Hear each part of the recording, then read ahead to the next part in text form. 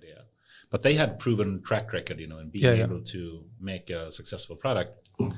But they had the proven track record in the team in some ways. But right? potentially, it was possible in the past, but you would argue potentially, Fredrik, that it's not the same now? No, I feel that if you take 2020, 2021, it was enough to have one of the classical 5 T's like team, traction, technology, TAM, and target audience. Exactly, timing as well. So then you basically, to some extent, you could have a really good team and you don't really have an idea. You could probably raise a significant amount of money on that, especially if you're in one of the biggest cities in Europe or especially the US.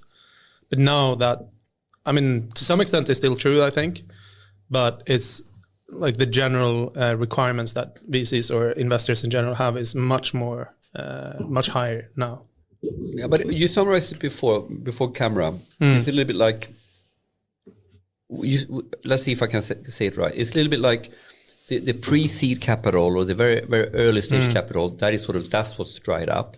So if you bootstrap, if you make it through what normally would have meant that you got early investment, and you get to where you have shown traction, you have customers, you have a business, you have a operating model of some kind, then it's a little bit more back to normal. But it's a little bit like people are scared of this super early.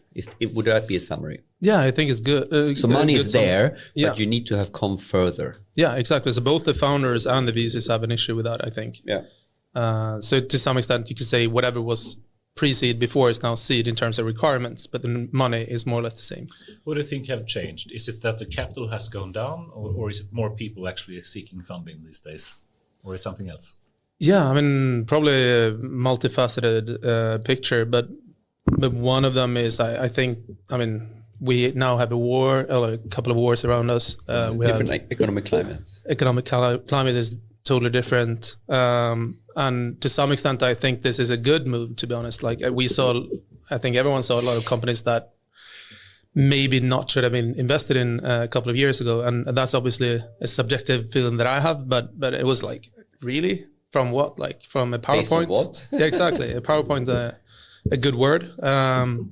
And to some extent, I think this is a kind of good move. It forces founders to come a little bit further, but it also probably makes it harder for the ones that already have a hard time. So if you're not living in Stockholm or Gothenburg, the bigger cities, or Berlin or whatever, then it's become even harder, which I think is because one discussion around VC has been, how can we make VC more diverse, more inclusive, and how can we break the normal bubble, so to speak? Yeah.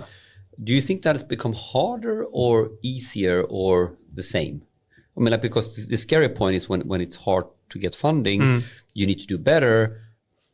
But is the funding then going back to the normal crew, so to speak?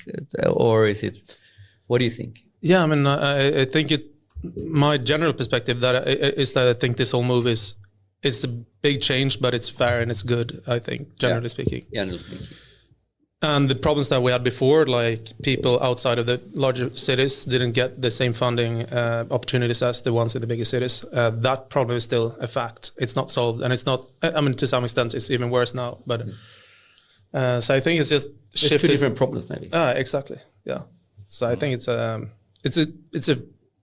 good thing. It was a slight inflation, I would say, like inflated scene. We have several in the VC business. I'm talking about Evelina Antila, the CEO of Well Street, and she has been saying on stage is a little bit like maybe to some degree was unhealthy the industry and how it worked in 2020, 2021, and it was inflated in many ways, and now it's more fundamentals needs to be there.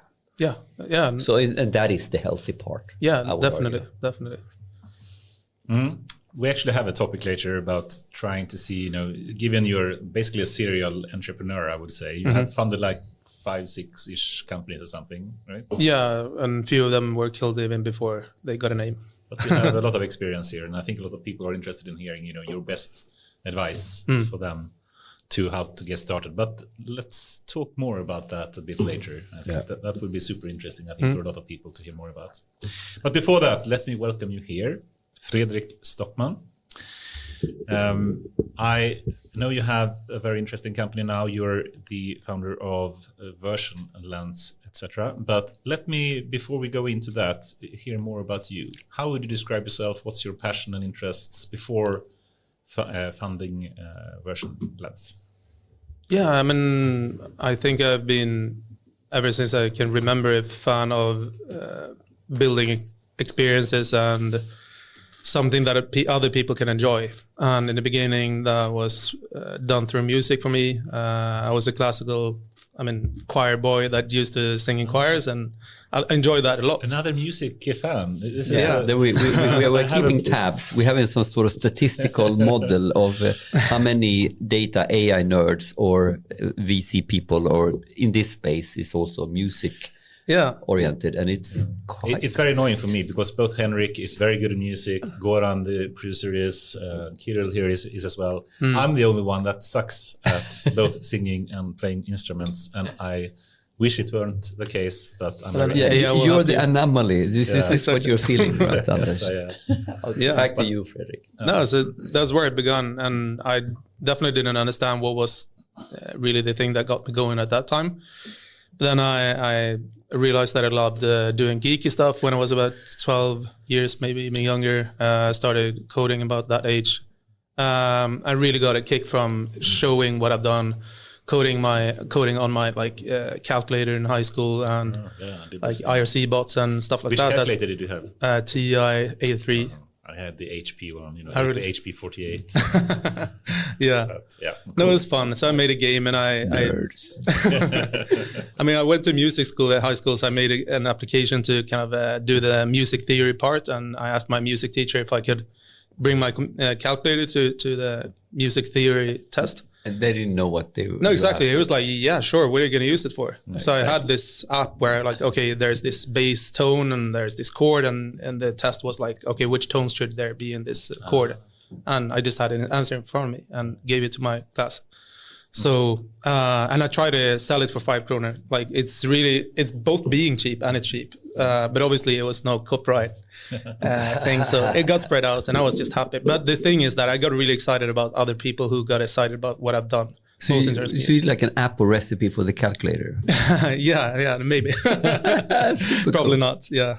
So, yeah, and then I was into sports too. I think that's the 3 different subjects in my life have been sports, music, and tech. And what sports? Yeah. So I did a lot of tennis when I was younger, swam a lot. In high school I heard it from my teacher that my first teacher in high school told me, you think you're really good at sports, right? I was like, yeah, to be honest, I think so. And she was like, you're actually one of the worst team players in this class. and from that moment, I really, because I looked up to her so much that I really felt like I need to become a team player to impress her.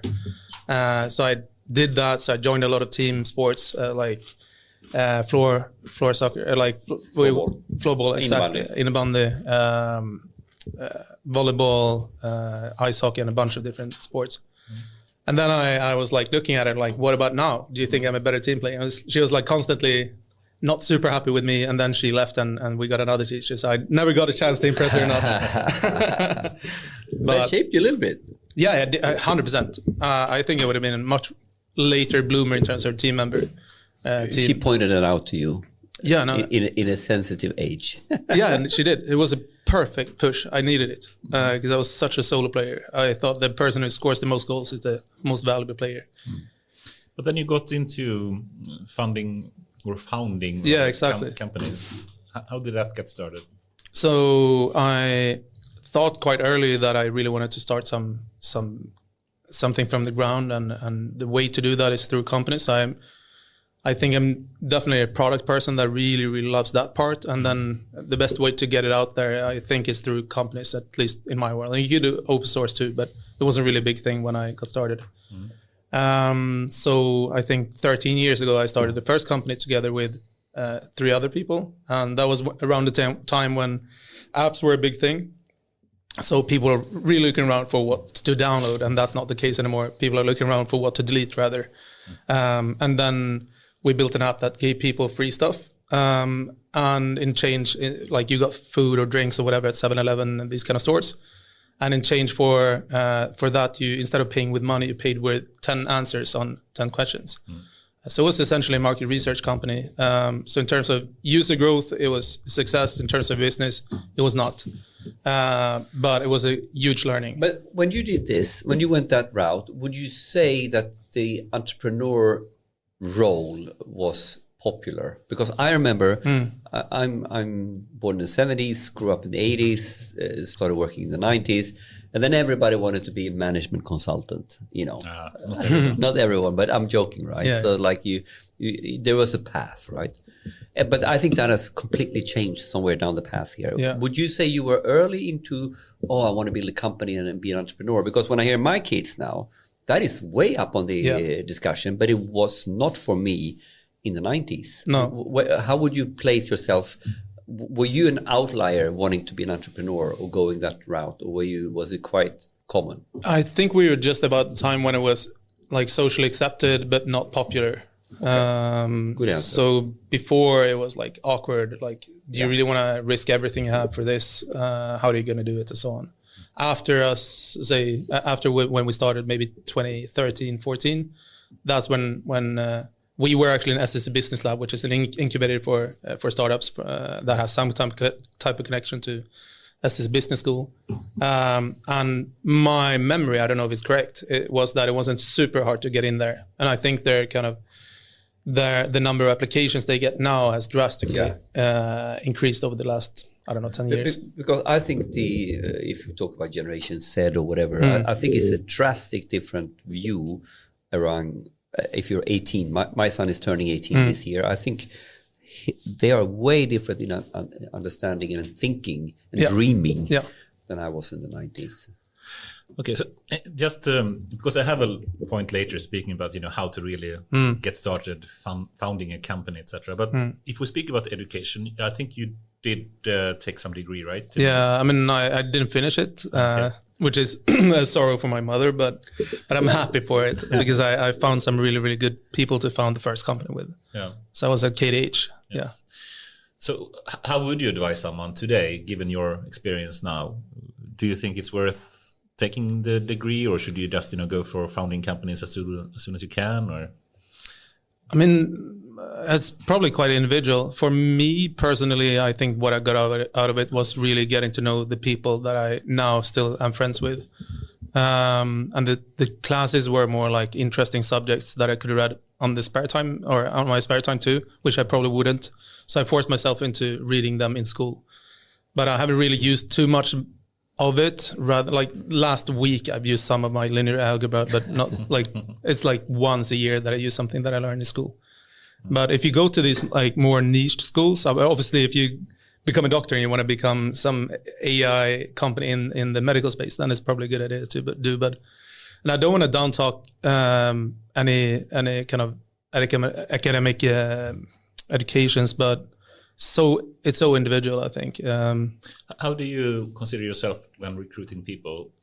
How much do you look at the degree they have and other competences they may have? I think if you've completed a degree or like you've done well in school somehow, somewhere, you've proven that you can achieve something that if you set up a goal, you can probably achieve it. I've proven that I can't in that aspect. But that's something that I do respect, of course. But it doesn't really mean that you're going to be the best fit for us, I think. But it could be an indicator that I'm interested in. But it could also be super interested in hearing why you dropped out. It could be a good argument for that too. So I think the kind of the expense you take for like 4 years to get a degree is quite high. Yeah. So the alternative cost or like the opportunity that you could get instead could. So from a recruitment point of view, you take it into account, but ultimately you want to figure out if the person has the right cultural fit and if the competence fit and really if they have done the real hardcore coding needed, they can show it. And personally, I care a lot more about if they've done stuff on their free time rather than if they went to school. Because then you see what they're passionate about. Yeah, they choose to, when they can watch Netflix or do whatever they want, they actually code. They go home and code, or they do something interesting in that aspect. And if that's something relevant for us, that's a good one. Yeah, so we reached out to a few GitHub contributors that do things in a space that we are interested in, and yeah. And has that worked out well? Overall? We haven't recruited one of them yet, but it's worked out. I think the strategy is quite well functioning. Yeah. Okay, interesting. What about? I think you said something where academia has a super important point. Is the network. And you said it like, if you look back, you didn't take your degree, but you have friends and network for life. So that is not to be played with, in my opinion. So there's a point to signing up for a course. There's a point to go there and be there, and then you might go down one path, but there's value regardless if you finish it of that environment. Yeah, definitely, because you commit to something large together, and if you do that for several years, that's kind of an environment that you won't really find in many other places. Maybe if you do your military service, or if you go to, I don't know. Yeah, I'd like to just add, I think still we should motivate people, I think, to finish their degree. They will have so much easier time finding a job than 100%. Right? So I'm speaking only from the aspect of being, I think, for me, it was being a programmer, and that was also during the times when it was incredibly easy to get a job as a programmer. Yeah. So today I would, really. I mean, good point. and just so people don't misunderstand us, you go here, and then some people go into the entrepreneurial path, but if you want to go into the more enterprise path, I think it's you have to have it. Oh yeah, definitely. So if you are planning to be an intrapreneur, or if you're planning to work with data and AI under the umbrella of Scania or Vattenfall or something like that, I think then... If you want to have a safety net, I mean, it's really good to have a degree. Yeah. Right. But it's just interesting to hear the different perspectives on what's the value of the education. And I think even for programmers, it's a different thing now, because I hear a lot of friends that don't have such an easy time finding a job now as a developer. Yep. And 10 years back, it was like, you could say that I've looked at, I don't know, Code Academy for 10 days, and people like jumping on you, giving you high salary. I mean, to be frank, I mean, a lot of companies simply have a requirement on people finishing the degree to even be considered. So I mean, it does open up more for a number of jobs. Yeah. But okay, cool. Should we move more into version lens, perhaps? If you were to speak a bit more, how did you come up with the idea? When did it get started? How did you really come to the eureka moment, so to speak, when you figured out this is something I want to really invest in? Yeah. So, I mean, super shortly, what Versionless does, which will then answer your question too, I think, is that we are helping product managers to offload their insane burden to do a lot of tasks and roles with a co-pilot that sends them alerts and helps them. So but basically, AI co-pilot. I can tell you, co-pilot for product management. Exactly. So software product management or any product management? For product managers. So yeah, exactly. So specifically, it could be that we send an alert about a developer being blocked by a designer who we don't think is likely to be done on time for the front-end developer to actually start working on their task. And you can look at all the data around in the system, in Jira, whatever you have, in Slack, and see indicators that, okay, the designer has an event tomorrow that they didn't plan until just recently. That will probably push their tasks, and then if you predict this, it will lead to the front end not being able to start. So then we can reach out in advance.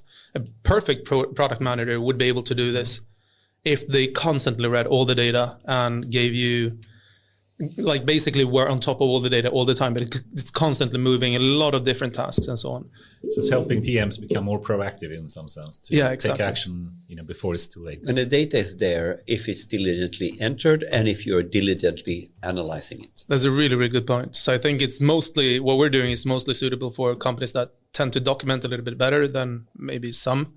And those companies tend to be people or companies with remote developers, because then you have to communicate asynchronously and write things down. But basically how we came up with the idea was because the first co-founder, one of those we were four in that company. The first one of them was Pascal, and we've been founding companies together all the way along since then. We have never really separated, which I'm super happy with. It's like a really good relationship. So you have some founding friends. Yeah, exactly. So I mean, we from free will, obviously we're in a free land, so country. So we chose to just join every time we had a new opportunity. So we asked ourselves, like, do we want to do this together? Yeah, sure.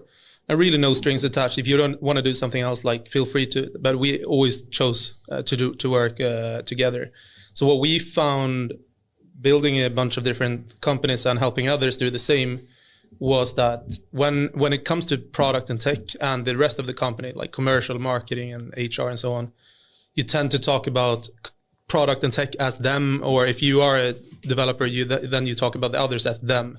And then going back to the sports background that I have, I mean, if I was in a team playing volleyball or whatever, you 6 people on the court, and talking about the others as them and us as like in the back as us, like that'd be incredible. Like, the coach would kick me out immediately. Yeah. But why are you not kicking out these people that do the same in product companies? Because you can't. And it's a cultural thing, but the culture comes from, I think, the fact that it's so hard to understand what product people and tech people are really doing, because the transparency is really not there, I think. So we felt really frustrated that, like, why are people talking about us and them all the time, whereas we don't think it's constructive. Did you get this kind of experience from some of your previous companies, or where did you come up to these kind of insights? I think to some degree I felt it in every single context I've been in, even in the best places where I really wished I could reimagine it, or like kind of be there again. So it sure has been in places where I really love being, but I think it's really not unlocked the potential when you have this us and them culture. To some extent, it doesn't unlock the full potential, and that starts when you're like 4 or 5 people. Before that, then maybe it's still us. Can you imagine then how this problem looks like if you go to a large enterprise? Oh yeah, where I've been constantly fighting this topic, and where we, over and over again, how do we create the autonomous team, cross-disciplinary, that then can have mastery and information, obviously, and having and sharing the same goals and understanding these things becomes super critical. And if you were to describe, once you come up with the idea, we have some idea how to help product managers in some sense. What did you concretely do? Did you start, coding in some way, build some prototype? Did you do some pitch deck? Did you approach investors very early on? Can you just elaborate a bit? What did you do when you had decided that let's go for it in some sense? Yeah, so we were moving around a little bit. When we left the previous company, we knew we wanted to help product people because we love building products and we want to unlock that feeling for more people. So we looked at ourselves like, what is it that would potentially stop other people from being product builders or not the best product builders that they could be? And we had a bunch of different ideas on how to do that. And you see some companies popping up in that space that we thought of today. But basically the first thing what we felt was like, okay, the communication is an issue. So one thing, speaking of us and them, was that we felt like sharing screenshots is one very tangible problem that causes a lot of friction. Because I ask for feedback, I send a screenshot instead of the actual product, because it's such a hassle to set up the entire product online and share it with you. So then we felt like, okay, let's build a product which makes it equally easy to share the product as it is to share a screenshot. So we did that, launched it a year and 2 months ago, January 2020. What do you mean share a product? So a developer can either like take a screenshot on their browser if they're building a web product, for example, and share it on Slack and ask like, what do you think? Do you have any feedback? And then instead we felt like as a developer, I'm committing all the time. I'm writing text on what I've done in terms of code. So what if I just added one word, which is maybe a new version? And we as a product company have hooked up the system. So we listen to your commit and then we build an entire copy of your system and deploy that and say it to you 5 minutes later, like now there's a running product that you can share with your team members. And then they could do that equally as it is to share a screenshot, because they only had to write one word. and then we shared it on Slack. So that was a product that we felt like this is a problem. Like I was 100% sure that this is going to fly to the moon and back. And then we launched it. It had some interest and it was appreciated amongst the companies, but the messaging was quite hard to get across. Like you had a follow-up question here, like you did, and that was pretty much the same experience we had when we tried to sell it. So we realized that we had to increase the pricing point to quite high, like enterprise level, and start talking one-on-one to customers. And I really want to build a company that could grow infinitely big, because I want to make the biggest possible impact, not just to the enterprise companies that can afford paying for it. And you don't want to then have a very long sales cycle. You want something that is super intuitive, that you can basically sell digitally. Yeah. People can get it. So we managed to sell it when we talked to people, but we didn't manage to sell it by just sending you a landing page to like explain it. That was super, super frustrating, and I wanted to fix that. And then we looked at ourselves like, what can we do? Can we decrease the price? What is it? And we felt like this is a problem that is not easy enough to communicate. So we probably either had to solve that, which we didn't have a solution to, or find a better product to build. So we pretty much scrapped that idea. We still have customers on it, but we don't invest in that product anymore. We make sure that it runs and the customers are happy, but not more than that. Mm-hmm. And that was around the time, pretty much a year ago, when they released the ChatGPT API. And pretty much like a lot of other companies, we felt like, okay, we can probably utilize this in some way or another. It was obviously very impressive. And then again, looking at how can you make sure that you build a product more efficiently, and the product manager is the interface between business and product. Like that is the person in between, like everything. Yes, you switched from the old product, but you had still the same core idea, but you switched to using ChatGPT and some kind of co-pilot in some sense. Yeah, exactly. And then, can you describe what does the co-pilot really do? Yeah, so fast forward to say around this fall, we had mumbled around, or I walked around a little bit and tried to figure things out and what to do exactly. And then we talked to a bunch of product managers about what they feel their largest problems are. And that is essentially that they have, according to a PhD researcher, they have 122 activities to do. So one single person has 122 responsibilities, which is insane. So I read them through and I was like, this, at the time that information wasn't available, but now it is. But when you read it through, it makes sense. It's everything from some legal stuff regarding the product to sales, packaging, maintenance, and basically what we learned was like, this is way too much to do for one person. So how do we make sure with the least effort possible to make the biggest possible impact? And then there are two phases, you could say, for a product manager, or two kind of subjects that they work on. One is strategy and one is execution. And when it comes to what they actually spend time on in their daily work, it's about half their time is spent on firefighting, which is just fixing problems that just appeared the last day or two. So then we felt like, okay, we probably need to focus on making sure that they firefight a little less and like lift their perspective and actually focus on what makes sense. So you could say that firefighting is a symptom of being reactive instead of proactive. So then we asked ourselves, how can you make sure that they are proactive?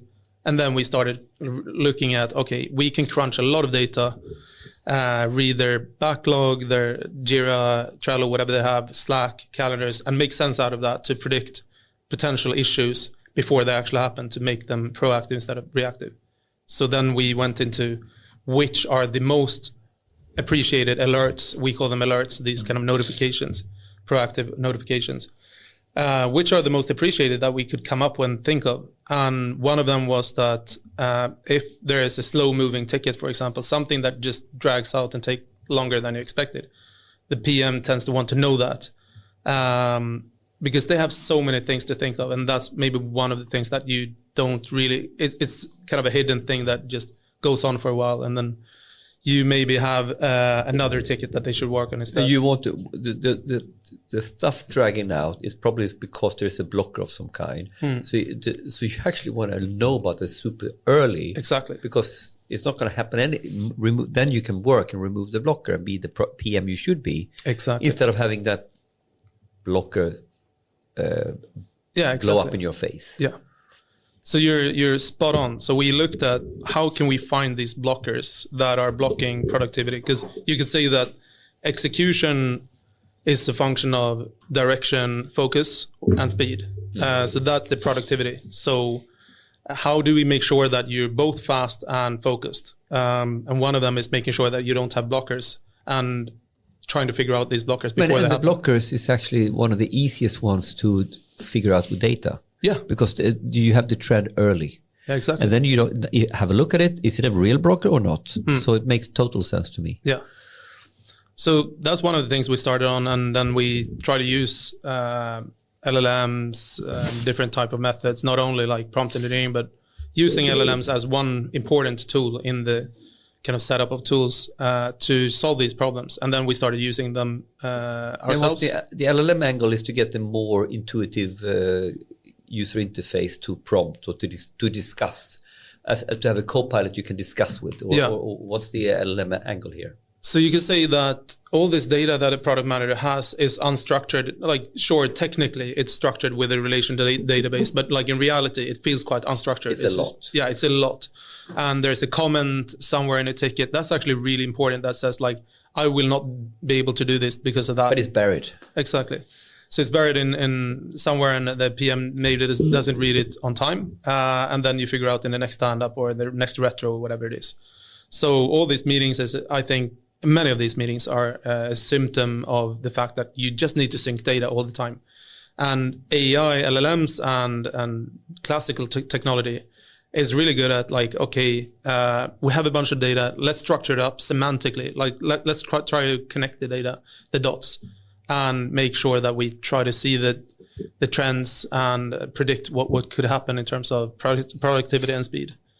So taking all the data from Slack and tasks and code and so on, you can get a pretty big and good picture of what's going on and predict potential issues. And then you send some kind of alert somehow through Slack or something? Yeah, exactly. Yeah. So we really try to be where the user is, and that's one big learning for us.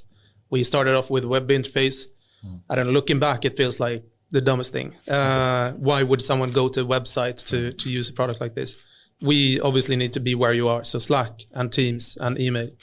Like classical. I would even appreciate a call if someone just let me know, like there's a developer waiting to do something. If they called me, I would be appreciating it. So the interface is secondary. The actual data is really, really primary. Yeah, awesome. I mean, it sounds certainly like a very useful tool, to be sure. But can you perhaps give some example? Have you tried this out on some real customers, perhaps? Yeah.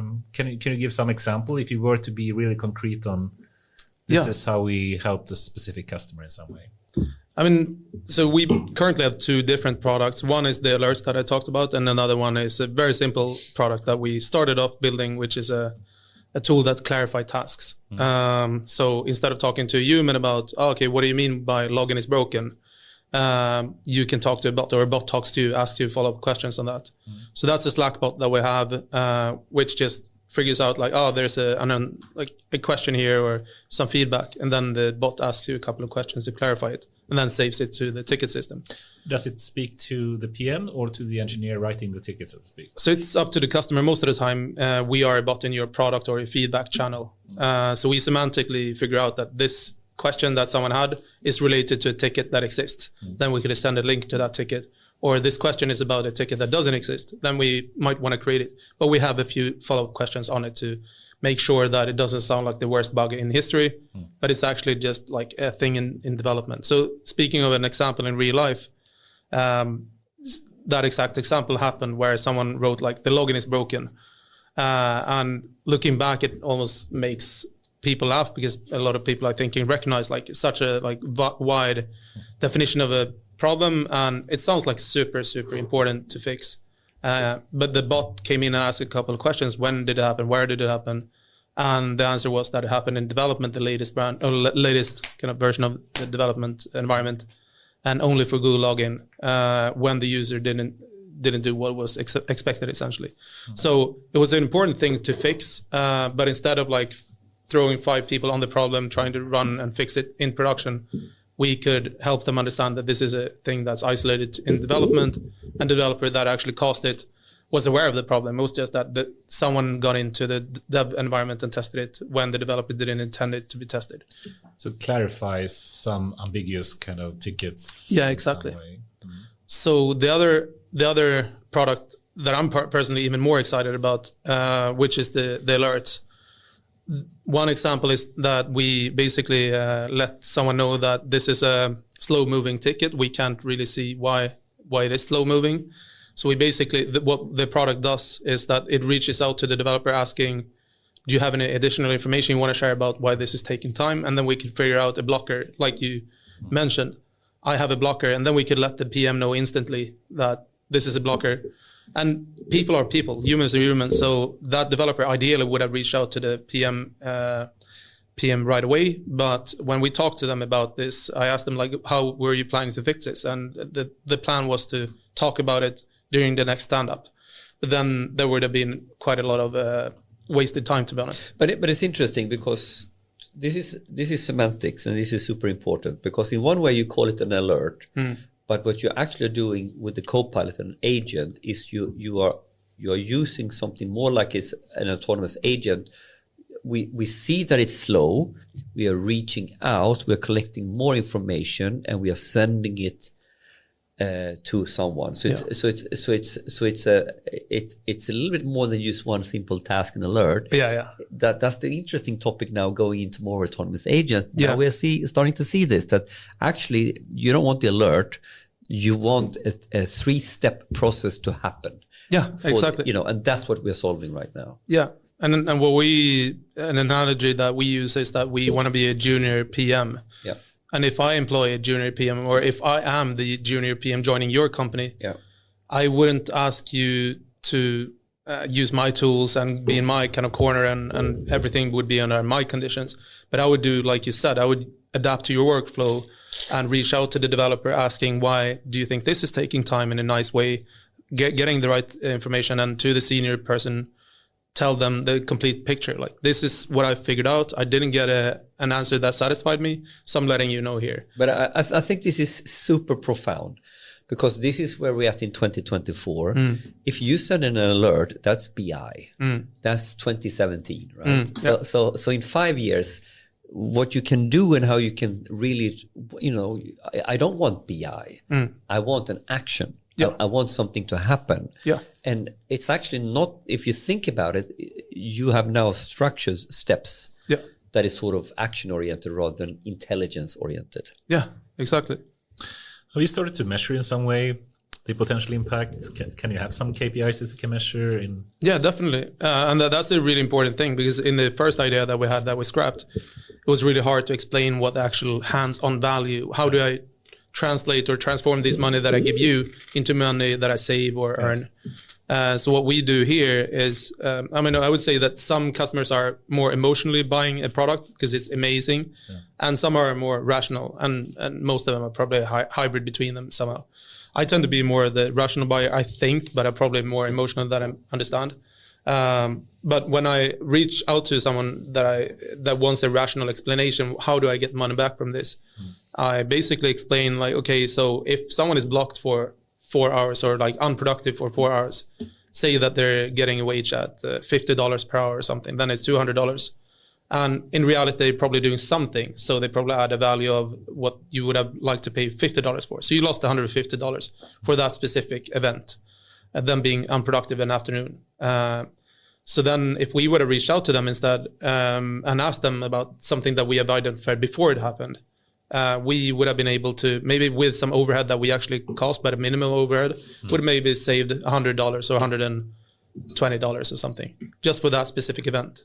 And then it's just a kind of a function of how many times do you think this happened, this kind of event, and how much do we actually, how many of them can we capture? have you been able to track it, for some real company to see how often it happens? Or? I mean, we are really early on, so we are doing it, but on a very small scale. So I wouldn't say that we have kind of a statistical relevant data, but when we actually reach out, including to ourselves, I mean, this has made us more productive. It's really clear. Like every time we send an alert that has high quality, it saves about 1 to 4 hours of work. I actually have some small data going in this direction, working with Tetra Pak and working with a data science team that is then has the idea not only to build a model or build a decision intelligence tool, but then to make that being adopted globally. And then you can imagine the whole sequence from idea to adoption in a local market like Peru. I'm joking about this. So you can 10x the speed by simply removing blockers of coordination and friction.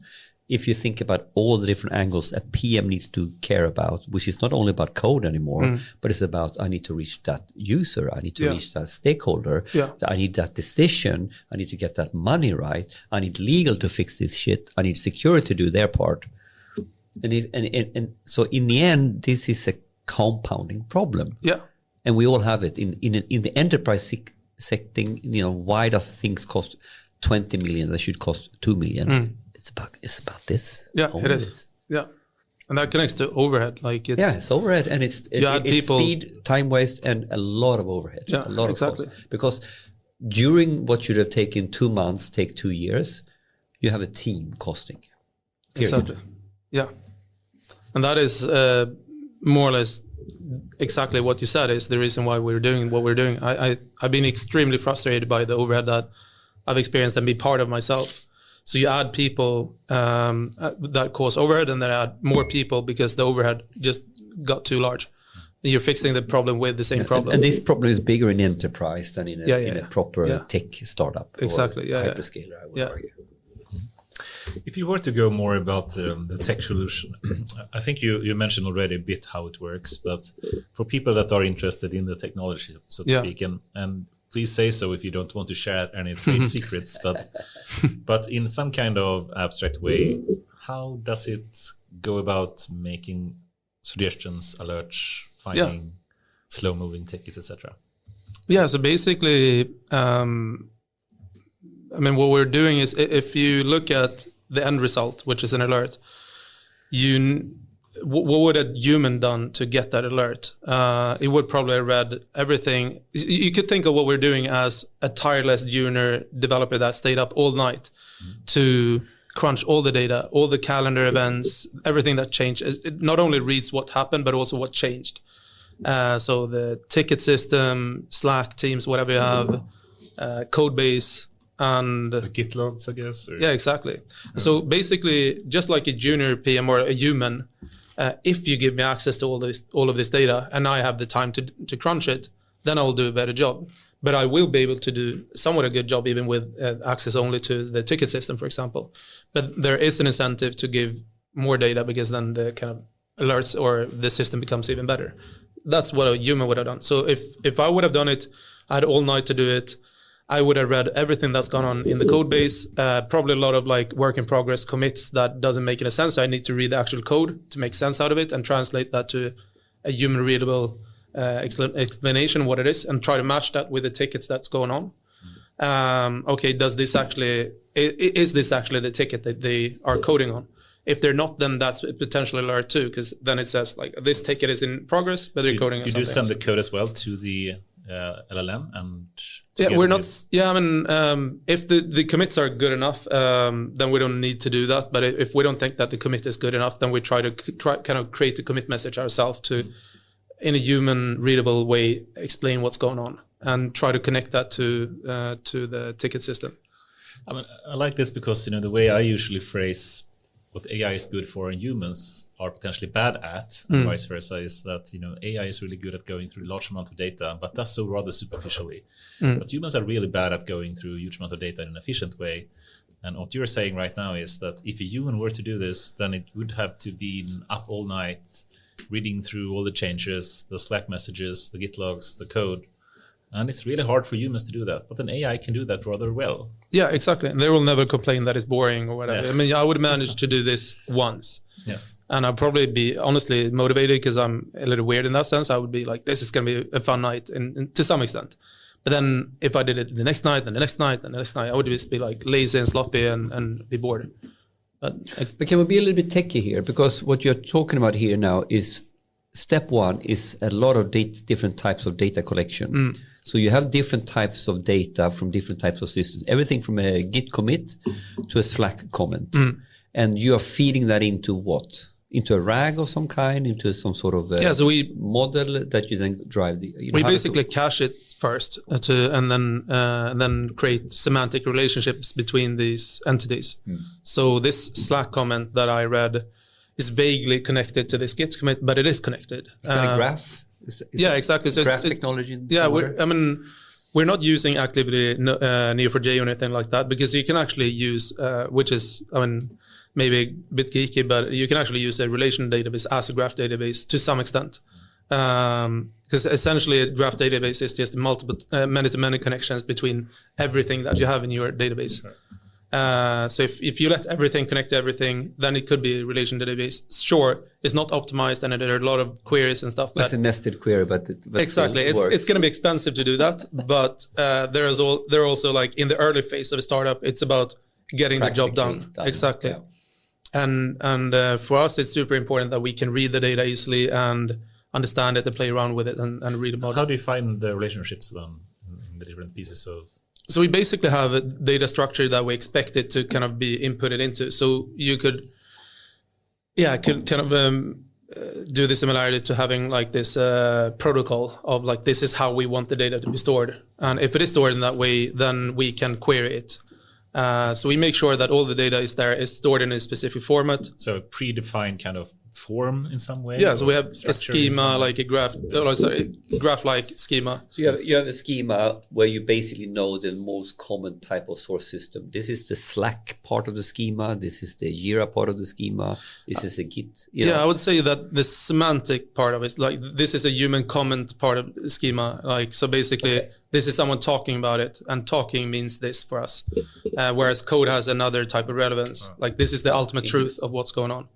And the task should be the ultimate truth in an ideal world, but it's, I would say, quite often the second to best. Code is code. Code is code. Like code doesn't lie. Exactly. But ticket systems tend to, and Slack is just like a reflection of what's going on. But this is interesting semantic problem, because then you need to balance. Yeah. What is the real truth versus what is the semi-truth? Yeah, exactly. Yeah. So I think, speaking of that, I think it's important to acknowledge or like understand, or I think a lot of people understand that, but like the AI that we use is never going to be, we can't prove that it's correct. We can say that it's statistically very, very likely to be correct, because we have systems to make sure that we avoid false positives, and we rather send one alert too few rather than one too many. Yeah, I thought the opposite actually. Yeah, because I get like alert fatigue. Yeah, exactly. So for example, I get a lot of alerts for say cost alerts on AWS every day, and now I'm like, okay, there's a cost alert. I honestly don't read them every day, even though I should. I should modify the system so it doesn't send me alerts every day. That's just a factor or a function or a consequence of. And I think from a behavioral change point of view, you really want people to wake up to whatever alerts you send them. Exactly. So if I have a junior PM who's like constantly bothering me, I'd be like, fantastic, you're super social and I like you in that aspect. But exactly. But please, just reach out to me if it's super important. Maybe I self-censored and like don't reach out to you, even though I think that might be something going on here. But the time that I'm reaching out, I'm confident that there's something. That's what we want to do to you too. So here then you have a schema, you have a collection mechanism, and I assume you put a lot of thought into these relationships and this sort of semantics, so to speak. What happens next? Where does it go after that? So then you can say that what we're doing, every type of alert that we have is a separate job. So going back to the analogy of a human, or a management consultant for that matter, I could be like, I'm looking for this type of analytics or this type of insight. And then I'm just crunching all the data to find that insight. So what we're doing technically is that we're formulating an alert, in our case, as a workflow. So first you do this, then you do this, and then you query the data like this, and then you formulate like this, and a prompt chain happens, and then whatever happens. Then if the result is like, this is actually something, then we send an alert. Practically what we do is we look at the data and try to get the data that's relevant for this type of alert. And then through some prompt chaining, maybe adding some, if we're still unsure, we maybe go back to the data source and try to find additional data that we need for us to be sure that it's either a true positive or false positive. Then if it's only true positive, then we actually send the alert. But have you been able to sort of set up these workflows, like alert workflows, like templates, like generic ones, or is it something you need to sort of configure to set together with the client? No, so, yeah, I mean, and that's a really good question. So basically, I would say that we're suited for a type of company that builds a digital product, most of the time a web product. And that's where we are really well functioning.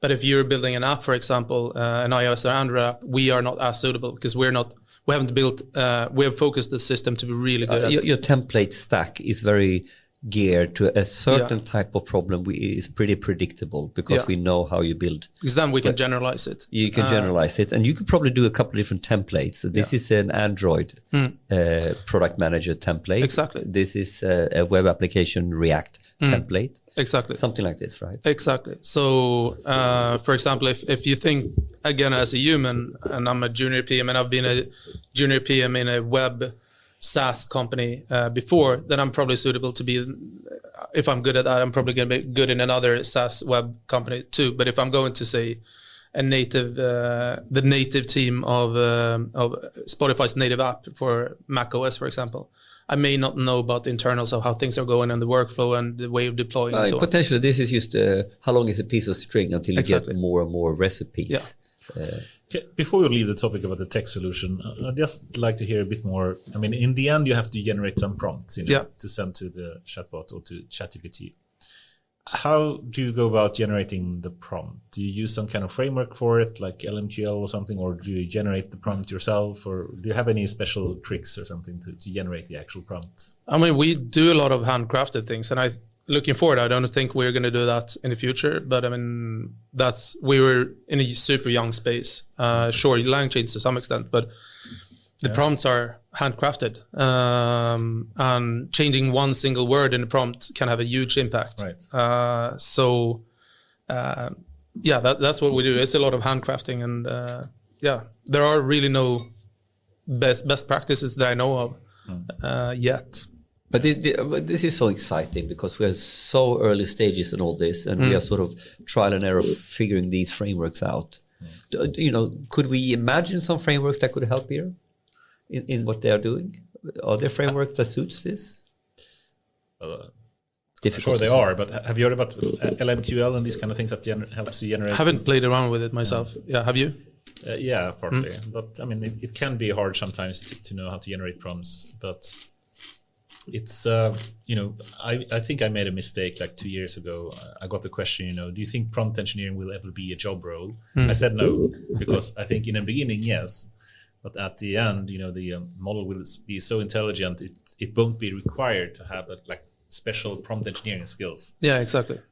But at least still today we do, right? Yeah, definitely. You really do. I mean, have you changed your mind, or we don't know this? I just pushed it forward, perhaps. I think there still will be a point when you don't need to have a special prompt engineering skills, but you certainly do today. Right? Yeah, but today I think there's no way getting around in your startup case. There's nothing out of the box that will fit this immediately. So even if you can use a framework, there is some prompt engineering going on in order to use the framework even, I would imagine.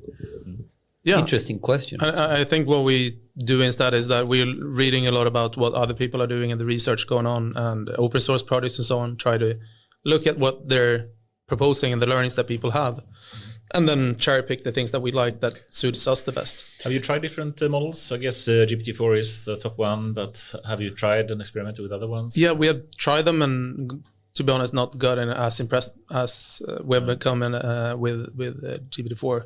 But we'll say Claude 2 and things like that. Yeah, we'll see that soon. Exactly. Claude 3 now. Claude 3 now. Yeah, exactly. Oh, yeah, exactly. Oh, we have exactly. news. We have news segment. We need to mention that.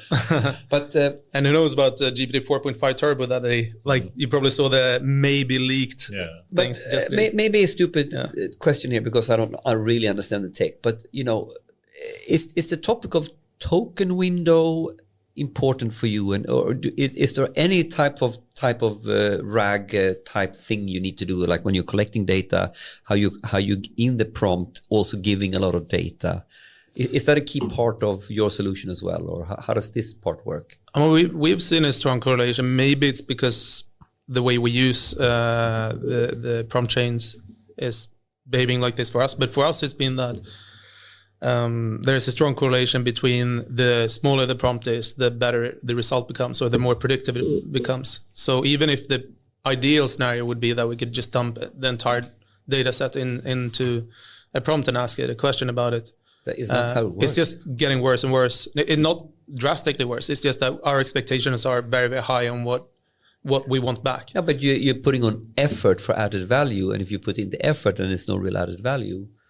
Yeah, exactly. I think also old models, I think actually GPT-4 is lagging here a bit behind.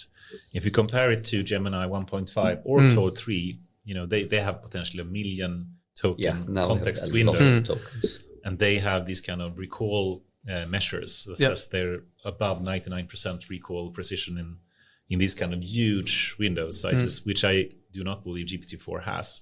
No. So potentially changes the game. Potentially the new models that is not GPT-4, you could potentially just throw in a lot of data without thinking as much as you have today. Do you think so? Or I mean, though maybe sometime in the future, but I would imagine still today, even if we have the ability to send a lot of data into one single prompt, we still choose the prompt chain, because the results that we get by, say, for example, when we ask a question to a user, we first come up with a question to ask through a prompt. Then we use another prompt to ask itself, do you think this question is good or not? If you don't think it's good, make a better one or improve the one that you made. And we could basically package this into the same prompt. I mean, just having this kind of, this is the way we think you should reason. But today, prompt chaining seems to be a better way to do it. And sure, it's super hard to say what it's going to be like in the future. But I think since a lot of these work processes that we implement is workflows that you could argue is workflows that are curated by experts, then I wouldn't want the model which has a general opinion about or general projection of how everyone is working with product development to be coming up with the way to think about and reason about things necessarily. So I think there's a value for experts to be the ones that define the workflow for quite a long time. But for kind of low-hanging fruit. Interesting. Yeah. But let's finalize the tech question by going to the last part. How do we understand the UX of this Copilot? So for us, it's just that you would add a Slack bot to your Slack workspace or Teams. Yeah. That's the most logical way that you have another Slack bot, right? Yeah. And then we're silent until we think something is super important. And this Slack bot will then reach out like any other member in a Slack team, like your junior PM would do, and he would, hey man, you have a exactly, yeah, just like that. So we just say, hey man, we think that you have a blocker. The front-end developer would probably not. And not overcomplicating as you said, the web application UX. Who would want to move? Exactly. No one wants to leave their workflow, right? Yeah. So where are they doing it? Is it Jira? Is it Slack? And now Slack, it seems to be, Slack bot is the number one. Exactly. And we want you to feel that when Versions is writing to you, it's highly relevant, because there's obviously a bunch of emails and Slack users that you sometimes experience that when that person is writing, I'll wait a little bit. But you've faced people that... Yeah, so you want the bot not to be in the spam folder, but you want the bot to be in the CEO folder. Yeah. And before we move to the... Now, I'm reaching for the button here, but before we move into the news section, you say product manager all the time, and I reacted a bit to that. Can you just say, do you differentiate between product owners and product managers? Or yeah, I mean, that's another podcast almost. No, but product managers, first I thought I had the definition of it in my head, because I've been in small companies up to, say, 20 people most of the time. Some exceptions, but then talking to people about this, I mean, some people call them product owners, producers in gaming companies like DICE.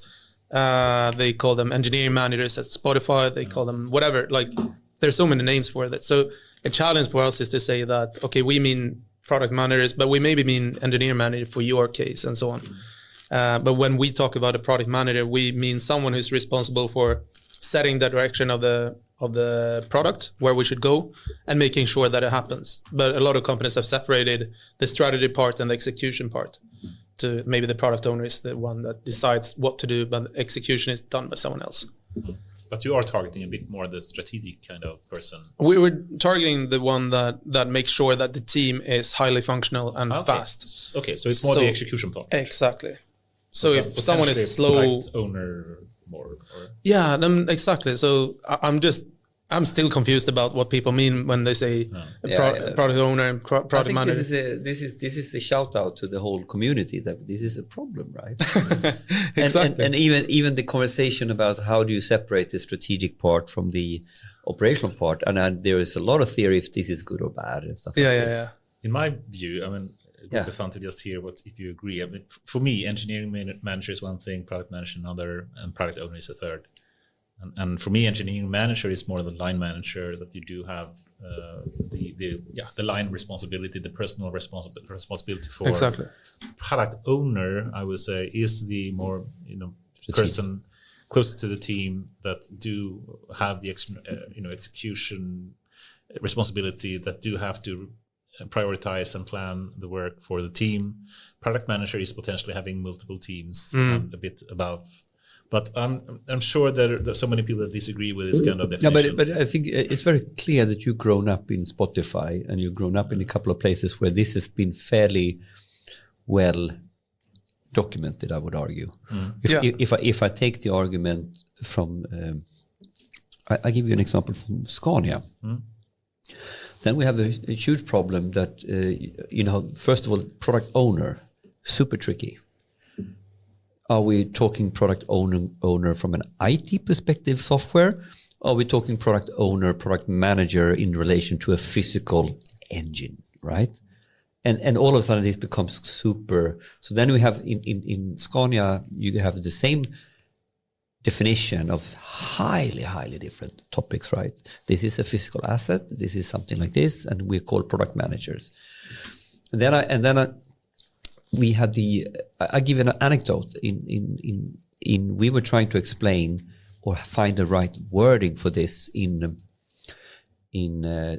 where I worked as an interim manager in Traton or Scania Financial Services.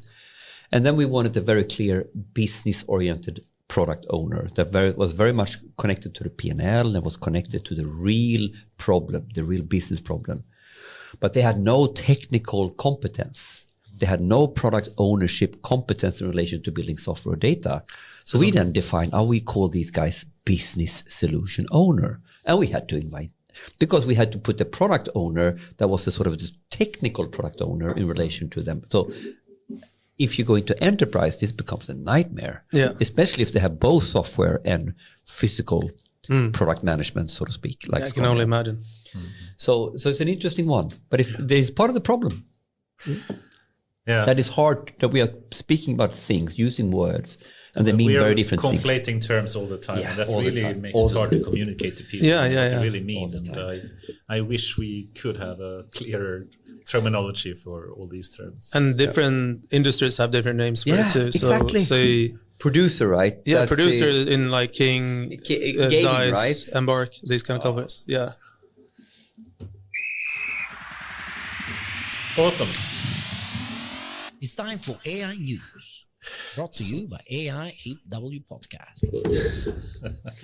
Still love hearing that every time. It's growing on me. The jingle is growing on me. Goran is doing a great job. Yeah. Well, we usually have this kind of middle break of the podcast where each one of us can speak about some favorite news topic that happened in recent week. And we try to keep it short, but we always fail. But it's I think fun. It's fun. And we had a very interesting week. There's so many small or big things to talk about. Yeah. There is an obvious one connected to your very topic. Let the guest go first, because I think the guest can go first. I think we all had that news when we entered the room. Yeah. So please go ahead. You start. I mean, I think a lot of these companies like us that have been building products on top of AI have been thinking of what if we build an AI developer or someone who's actually writing code, an agent.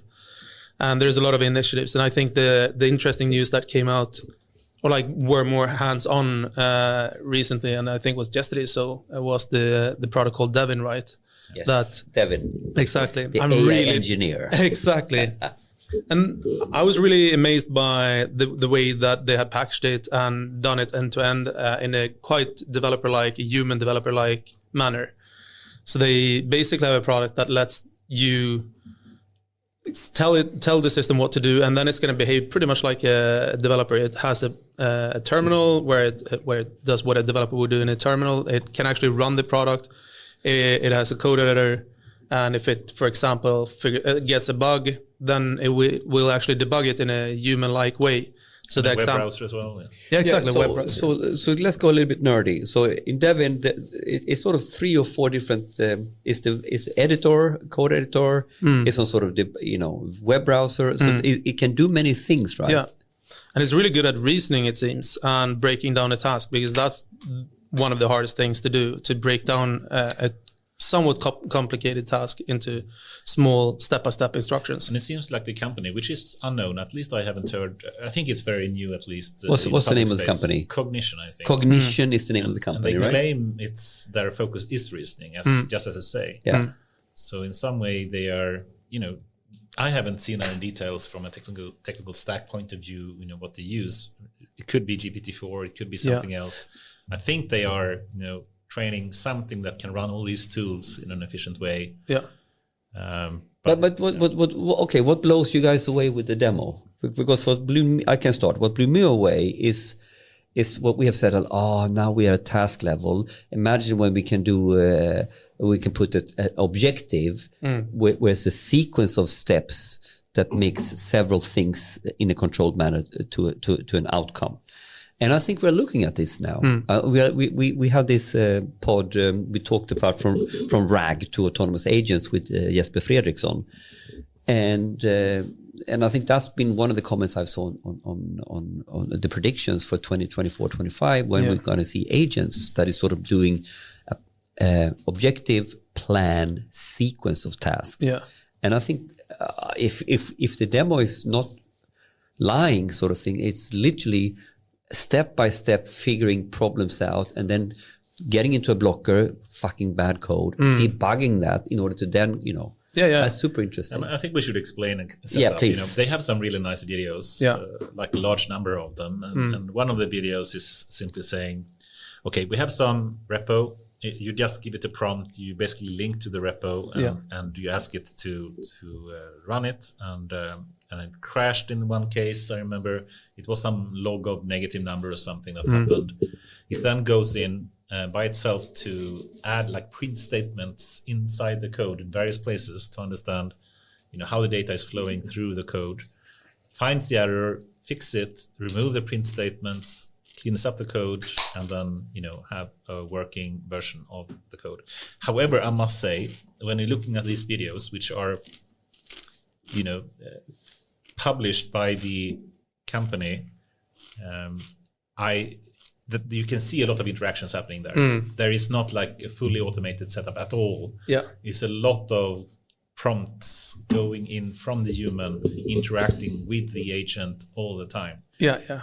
And you don't even see the time because it's sped up so much. So it could be a lot of like so it's impressive, but it's really hard to judge the inflation in the argument. And you don't know how steered it really is by the human in this case. Yeah, 100%. Yeah. And who knows how many attempts they took to get that video. But I still think it has value because the prediction we made from RAGs to autonomous agents is playing out. And we are seeing substantial steps in this direction now, and now we can sort of how much is marketing fake and how much is real. But the trend is real. The trend is irrefutable. Yeah, definitely. So I'm impressed, and I think it's a super interesting news, but I'm not sure it will go to production in any company soon, to be honest. But the step forward has been taken. This is a step forward for RAGs, period. Yeah. I mean, I saw some quotes from a number of famous people. For one, from Francois Chollet, who is the Google engineer that draws Keras, etc., who actually is an anti-deep learning people from way back, like 20 years ago or 15 years ago. Symbolic man, is it?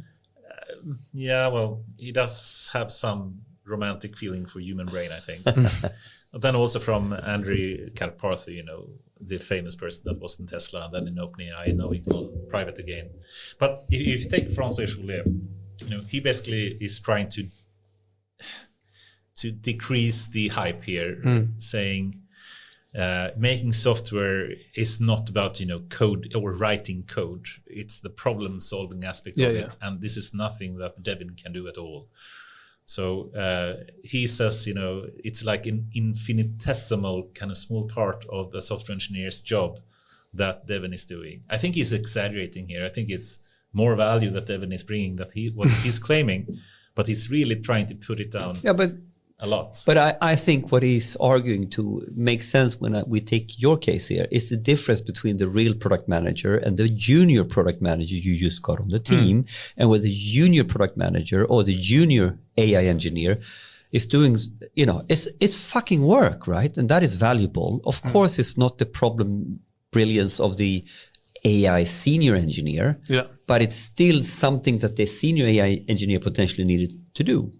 And in this sense, I get his point. I fully recognize his point, but I think you don't diminish the junior people in your team, please. I mean, just having a weird stack trace of some error, and then you have to do the kind of very manual work in Googling this, asking whatever kind of chatbot today. Even if you're senior, you end up doing the shitty job. Kind of repetitive, some simple task at least, is something that can be automated. But then the more higher abstraction level task, the mental models, as he calls it, is that much harder to automate. And now we're talking about augmentation again. It is. So I think from my perspective is what I believe is going to be the next step is that you would build some product like Devin, but not promise to solve any problem, but it would try to solve whatever problem you're trying to solve right now and compete with you in the background.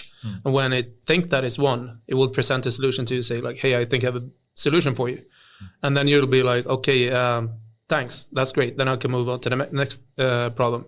And then in the background, it's going to try to resolve that problem, fail, and not say anything. So pretty much like our AI did too, which is like silent if it doesn't have anything to say. Don't trust it for anything, but it will let you know if it has a really good solution. I like that view. Yeah.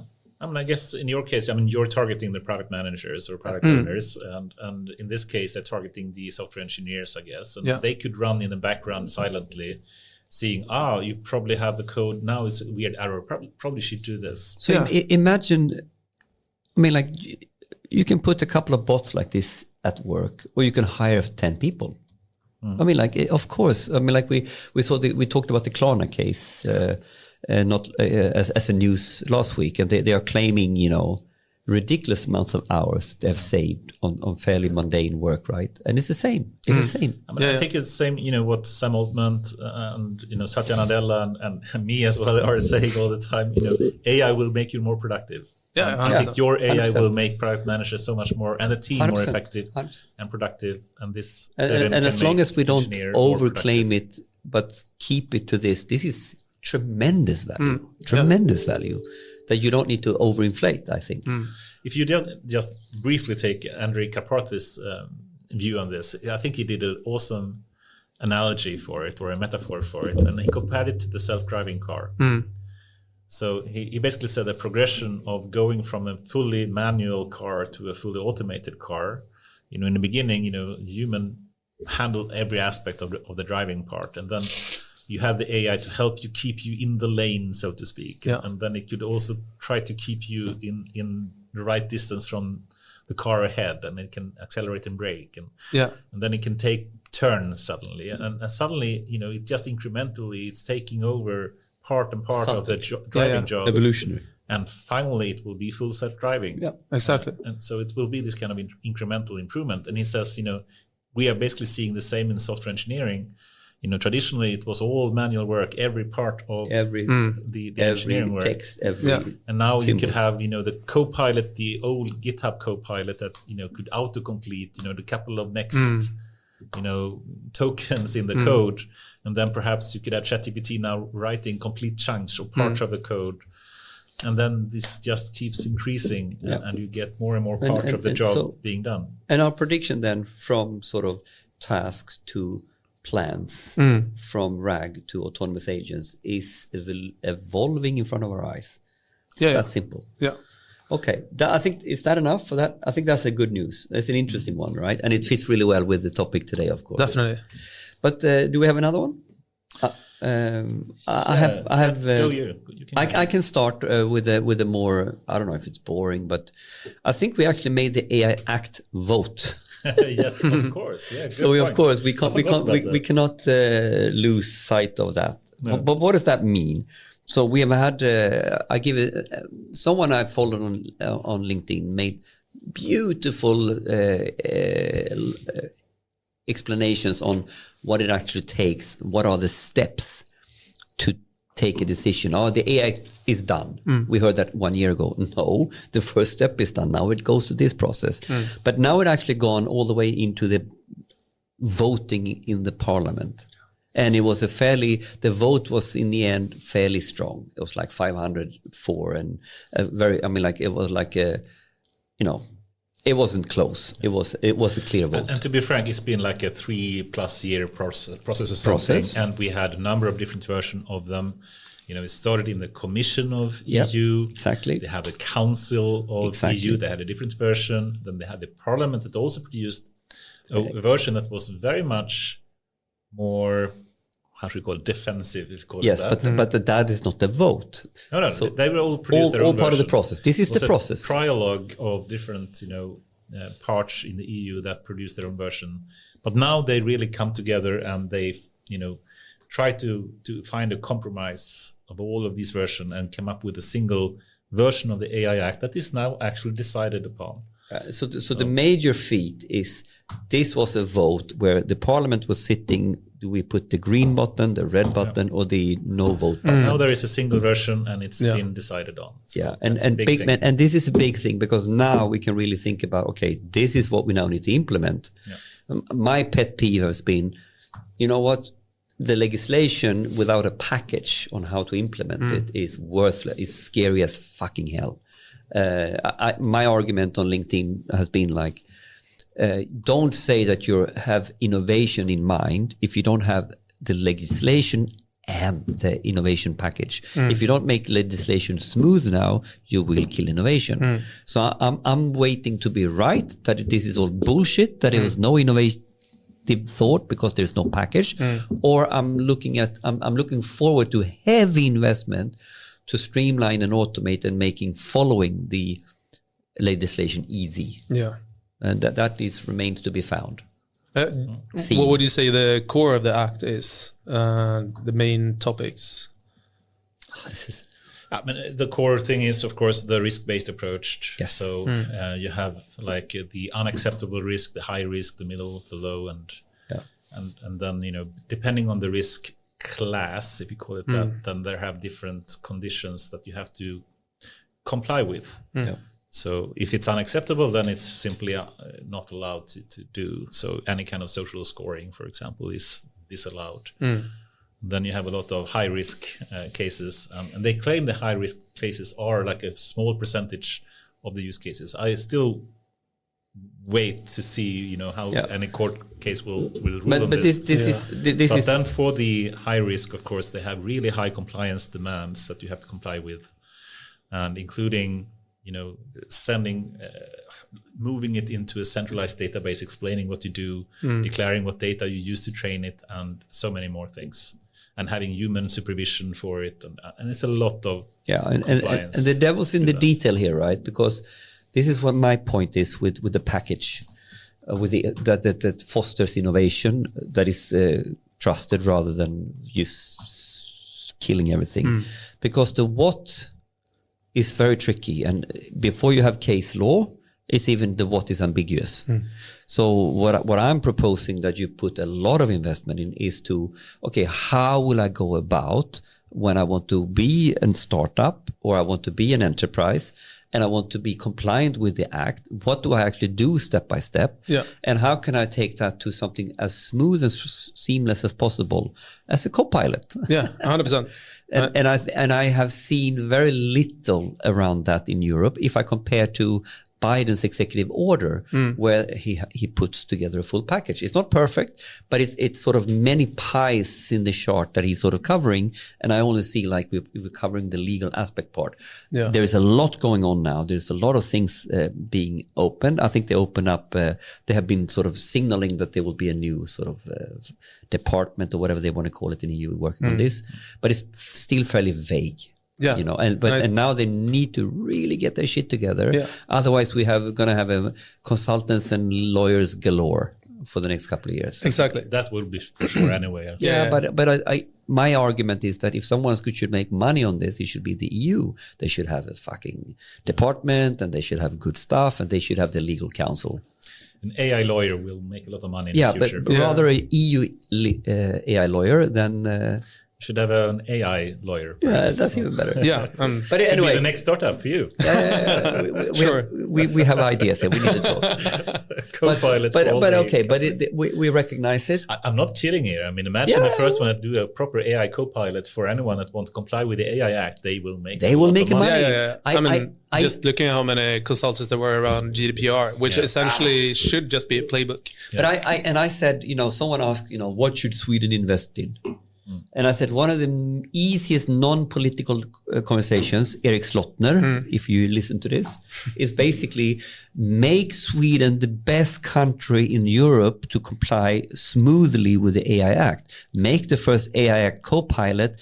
Make it super digital, super simple. Yeah. You can load up your code. You can do all that stuff. Like a rag, whatever. You really like the rag here. You use it all the time. I don't know. Maybe there's this initiative. I don't know if they still have it, the Hack for Sweden event, where like the incentive is to come up with new innovative stuff for. But this is such a no-brainer. Yeah, exactly. I think they should invest some of the efforts into the country that cracks this in terms of making the digital very smooth co-pilot. Yeah.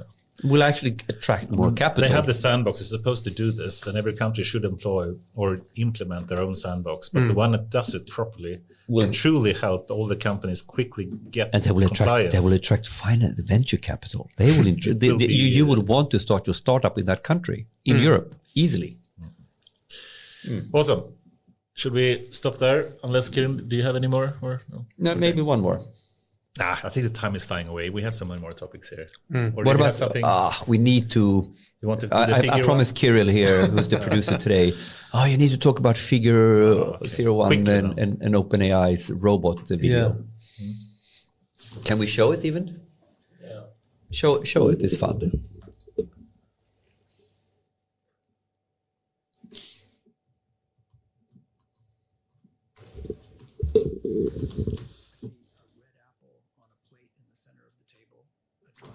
With cups and a plate, and you standing nearby with your hand on the table.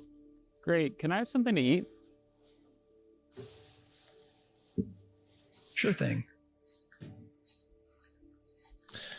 Now, the impressive thing here is the speed of the movement and the dexterity, the precision that you can actually move these why objects. You did what you just did? It's much better than an Optimus or any other robot or Boston Dynamics or whatever. Yeah, and they made a very clear point that we are looking at something in real time. Because it's the only so a lot of times you've been looking at videos sped up because... And seeing the human there really should prove that. Yeah. Because the human is moving in normal speeds here, hopefully. Great. So unless it's a really good based actor. On the scene right now, where do you think the dishes in front of you go next?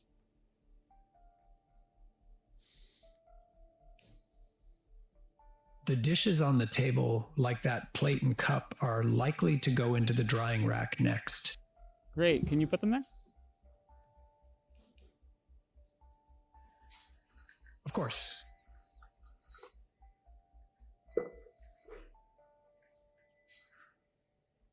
Yeah, so they've been super clear to say like there's no teleoperations. There's no one sitting with an AR It's not remotely controlled. It's not remotely autonomous. controlled. It's Yes. machine learning based. Yeah. It's reinforcement. It's proper. It's built on understanding what is happening and then reasoning or understanding what they are saying. Not and then- reinforcement learning, I don't think. No. But, Yeah, but in any case, it's surprisingly, high precision and high speed, and more so that I've seen even the Tesla Optimus yeah. bot. So we had that. performing. I thought we need to show it because we had the Tesla Optimus. What is that? Number 3 or whatever it was. We showed. We showed it But a it was couple a of long months time back. ago. We haven't seen an update from them for a long time. So they could 3 be months. on track. Yeah, It was that's a long this year. time. It was 2 months Decades ago. in AI. Decades in AI. But it is impressive that OpenAI is moving into the area of motorics as well, because it's so much easier actually to do AI in a digital space. But having to move into physical space and do the what was it that I think it was Boston Dynamics CEO said the athletic space.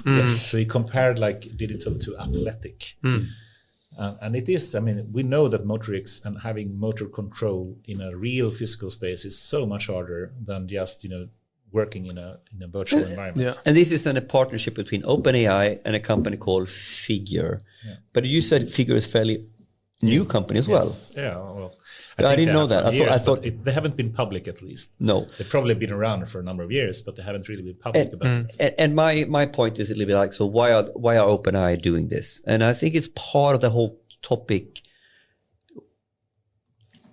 GPT was around for a long time. We needed ChatGPT to better for normal people understand the potential of what we can do.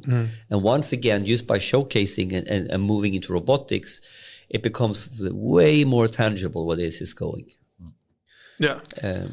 I think it's incredible to see. It's cool. But also looking back in 10 years, I think we'll laugh at it, which is crazy. Like Yeah. the speed of evolution is going to be but- 5 years crazy. even. But, Yeah. but I find the most funny comment here is like, it was ages ago we had an update from Tesla. It was 2 months ago. Yeah, exactly. Anyway, stop there. Yeah. Okay. I think, perhaps a continuation on the Devin topic as well, and then thinking more about what you do in version lens. How do you see the future of work with AI co-pilots, potentially when it starts becoming more of a norm? Yeah. When you do have, AI working and helping not only the engineers, but the product managers, etc. What do you think the future will look like? If you just extrapolate like Yeah, I 3 months or 3 years down, which is decades. Exactly. Decades. We're talking decades. Yeah. Yeah, decades. No, I think. Dog years. I mean, just like what we're seeing right now is very imperfect, like an AI that fails at a lot of things, but still super impressive compared to what we had a few years ago. So then I assume that in the near future, we're going to see a lot of products where it's okay to fail to some extent, or it's okay if it's silent if it doesn't succeed. I wouldn't be fine with having, I don't know, a self-driving car that occasionally drives correctly or sometimes wrong. So when you see these autonomous agents and these upcoming initiatives, I think it's super important to like not promise too much, because then you maybe end up with, because no one knows really how true that video from Devin is. I just from the content that it produced, it seems quite good, and the kind of way of talking about it is very interesting.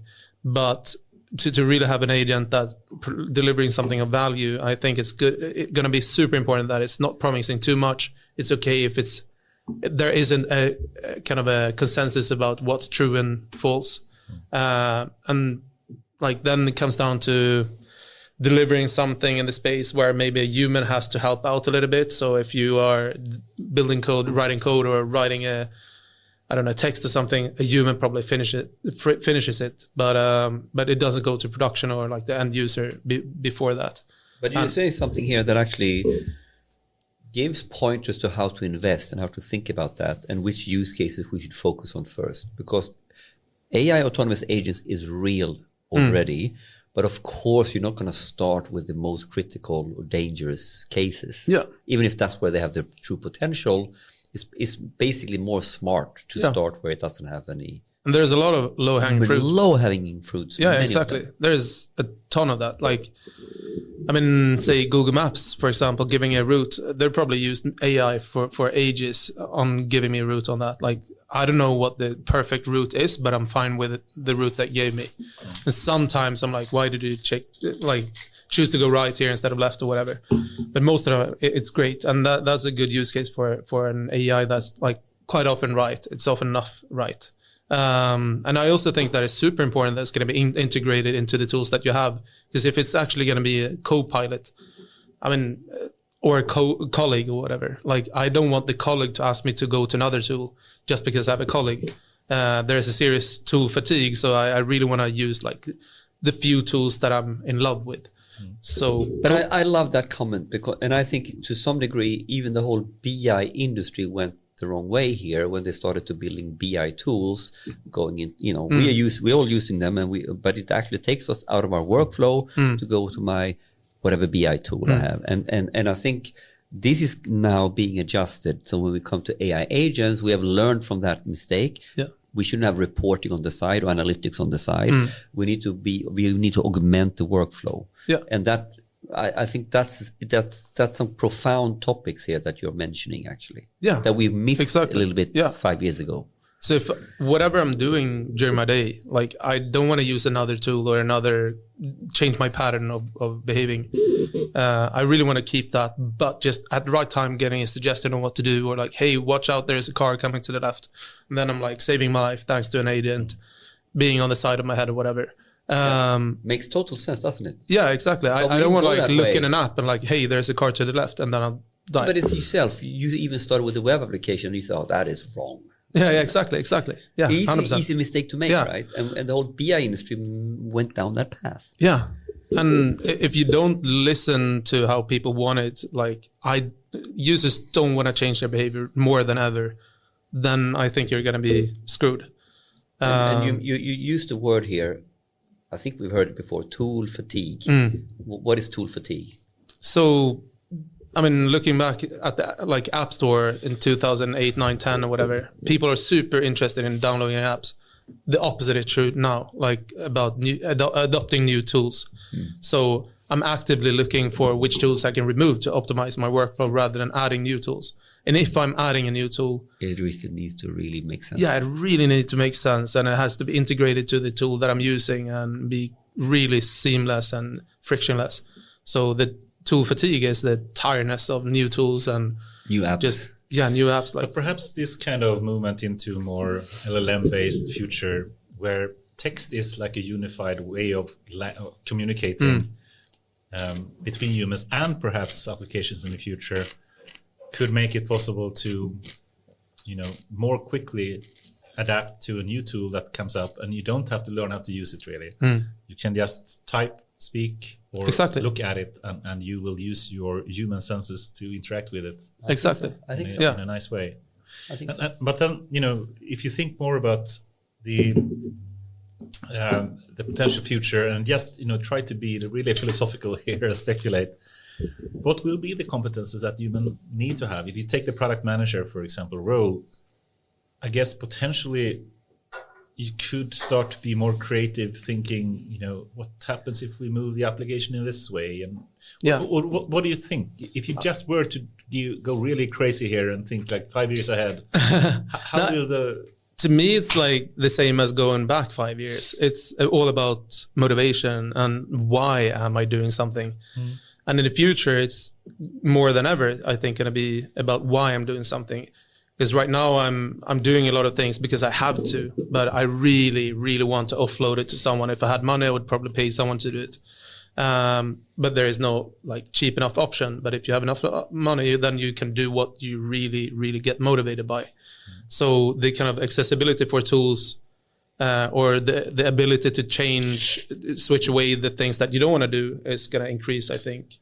And I guess you, as a human or as someone that owns a company, at least want to stay in control in some way. I think, if you remove the control aspect, it would be something that people would be a bit offended by. But if you still have the sense of control, and you can tell PM Copilot to say, just make sure to quickly let the team know as soon as something is going the wrong way, and I can trust it to do so, I can focus more on what I really want to control, which is that, the product is the best one some other way. Or yeah, I mean, I think that like we were gonna always come down to what really matters to the person, and the product manager's role is going to be more and more about motivating the team and making sure that everyone wants to work on the things that they're doing, and instead of being firefighting and spending tons of time on ad hoc calls, we can spend time on making sure that we motivate. That's a really good point, because you spoke about that in the beginning. I mean, they spend 50% time on firefighting. And imagine what happens if that's 1% or 5%. Yeah, exactly. 95% is now really about more strategic kind of thinking. Yeah, and I'd be really surprised if they chose to go down to half-time working, because I really think that they want to, that there is more things to do. Yes. It's just that they actively choose to not do some things because they're firefighting. Right. But you're saying something now that another guest was talking about. I can't remember who it was. That I think it was said in a more abstract manner, but it is very well explained now by you. And this is a little bit like, the more AI we get to do the mundane stuff, the bigger the problems we can tackle. Yeah.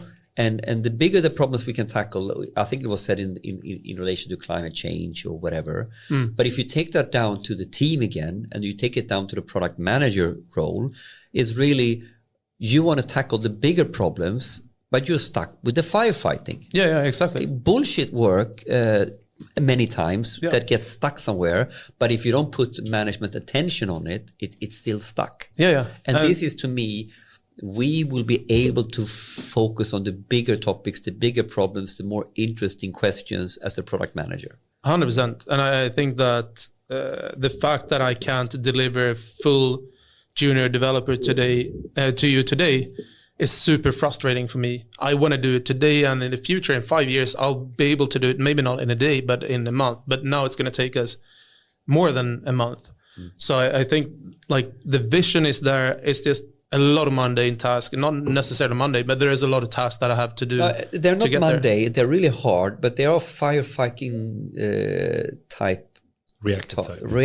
Firefighting reactive, which they were unplanned blockers. Yeah. They need attention. You can just look at how many projects that ran out of like whatever ETA you had when you estimated that would be done. Like most of them, I imagine being like taking longer than expected. But so to predict this into the future, I think it's a fairly safe prediction what you're making. I don't think this is so crazy. We don't need to go berserk, go crazy to 5 years ahead. See where the evolution is taking us. It's taking us away from reactive into proactive. I think that is a fairly safe bet. And the only way we can be more proactive is to work on the important stuff instead of the urgent stuff. Steve Covey wrote a book in the 80s, The 7 Habits of Highly Effective People, and made a simple quadrant. What is not important, what is important, what is urgent, not urgent. And we identifying that if you want to move ahead, you need to stay on the important and urgent, and maybe sometimes not urgent but important stuff in order to unlock stuff. Yeah. And now we're stuck in the firefighting important, not urgent. And we have a hard time prioritizing within this. And it's going to be, for me, you can take Stephen Covey's model and say, I want what is urgent and important. We do that. What is urgent but not important, I want the AI bot to do that. And I can have more time for the important long-term stuff. I mean, it's super obvious. Yeah. And imagine just being a product manager and like getting a call from someone saying that I'm sick today, I'm not going to be able to make it today, I'll probably be there tomorrow. I'll have to redo so much of my plans today. And getting super down to details, like what is this person working on? How do I unblock this person and talk to everyone and fix that? And then at the same time, I should zoom out to see what is the vision of the product. Like it's such an extreme different thing. Like thinking about a task in Jira, 1, 2, 3, 4. This should be done by this person, but someone is sick and a customer is asking for this. At the same time, like where are we going as a company or as a product? Yeah. I think we can zoom out a lot more in the future and think about where are we going, why. More abstract. Yeah. I'm zooming out is a good term there. Yes, better term. It will be a better future for sure. Yeah. thinking if we could switch gear a bit and perhaps moving a bit more into what we actually started the discussion with, the funding and investments area. And it would be fun to hear if you take for Version Lens, what's your plan for funding going forward? I'm not sure what you have, if you have any funding yet, or how do you envision scaling Version Lens going forward? So I think, like, thanks to AI, a lot of things will happen, and we are cocky enough to believe that we're very suitable for building the product we're building. But we also are realistic about that. There are probably a lot of people around the world trying to solve similar issues. So there is a competition. We just don't see it yet. In terms of product managers, they don't have many tools right now. So we think there is an opportunity for us to build something incredibly good in the near year or so. We managed to get funding during the winter, and we're super happy to do that. It's, as we talked about, seed funding, or pre-seed. You could call it 1.5 million euros, and that basically is enabling us to scale up the team a little bit and come to a point where we have proven that there is a demand for a product that people actually appreciate, what you could call product market fit. And at that point, it's just faster and harder, you could say. There's no limit to how much I want to solve this problem. So there's also no limit in terms of how this is so incredibly important. It's a central role that enables every developer and designer to do their job, that enables the decision makers outside to understand what's going on. If we can give a tool to them that makes their job better, that will help the entire company. So we need to do that because this has impact. The blast radius of getting this right is both operationally down into the nitty-gritty stuff, and is equally strategically visible up. Yeah, I mean, so it's one of those areas where if you get it right, it shows in both in all directions. So a little bit like, I don't know if it's, an analogy is like, you can't really know others if you don't know yourself, you could argue. And the same thing for a product team, I would argue, like, you can't tell other people about your product team if you don't know your product team yourself. So what we're helping the product manager with right now is making sure that they have a fantastic picture of what's going on in the product team, make sure that it's smooth, aligned, and perfect. Then you can coming back to the topic here, the funding and investment part.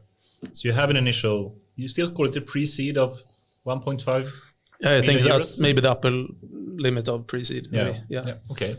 Do you see you're taking in more funding soon? Not soon. We're privileged to have a runway to come to the next state. I wouldn't ask for anyone to invest in our company if I haven't proven anything new compared to the last time. If we are at the same point technically, or like proven in terms of what we proved, then we haven't done our job. So we need to prove something significant in this year, 2024. What is that goal? What is the main proof you want? I want your customers to love our product. If they don't, then I should ask myself, what did I not do well here?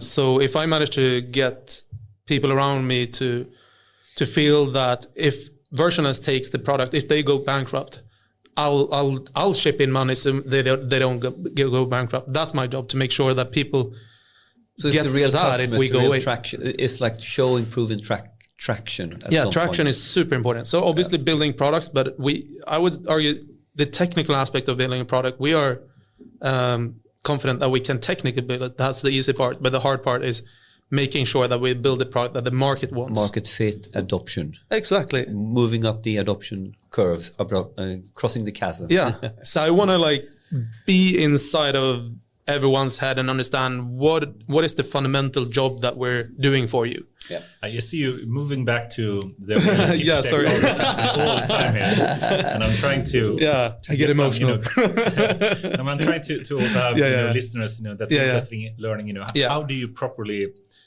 build up a company, what is the proper strategy for funding investments, and I guess at some point you want to have the seed money, you want to have the proper product market fit to say.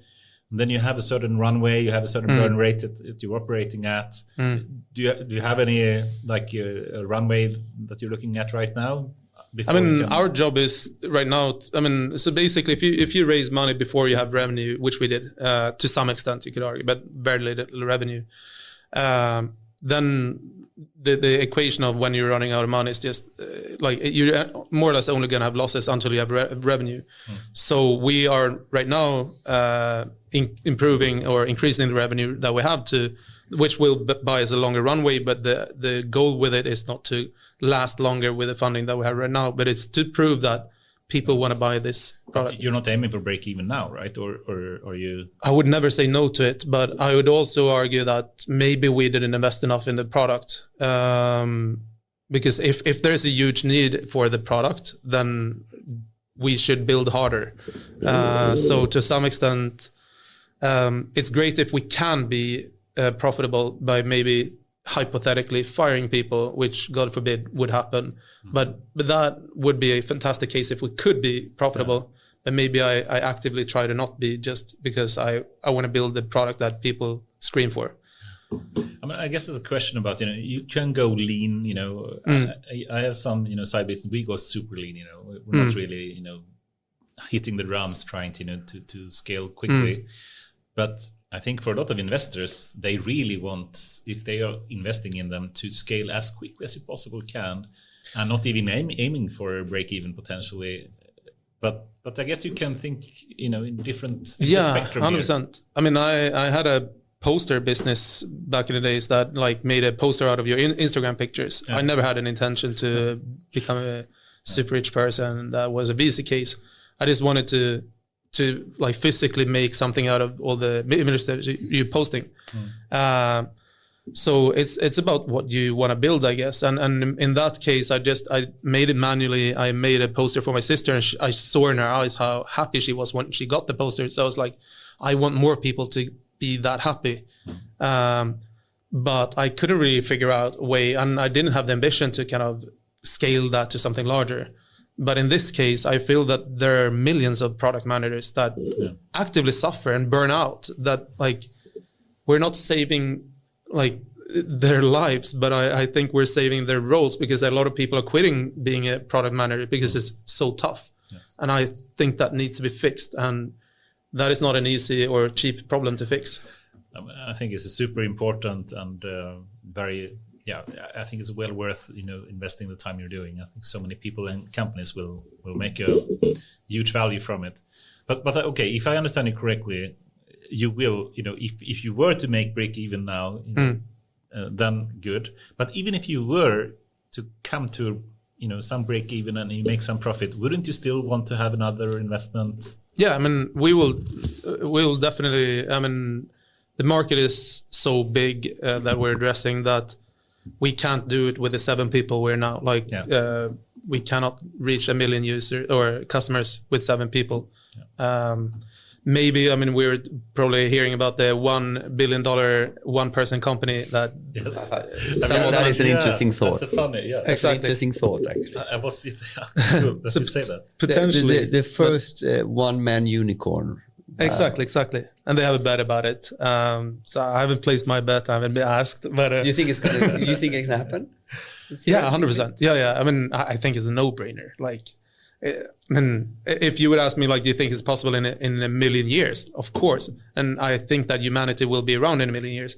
So sometime between now and 1 million years, I think it's going to be rather like a few years rather than a million. People that haven't heard about this, it sounds like we all three here have heard about it. But it's kind of a crazy story. And there is some bet that some Altman have made that there will be a point where a single person can make a unicorn, $1 billion worth company by himself without any other employees, and I guess then with the help of AI as co-pilot doing it.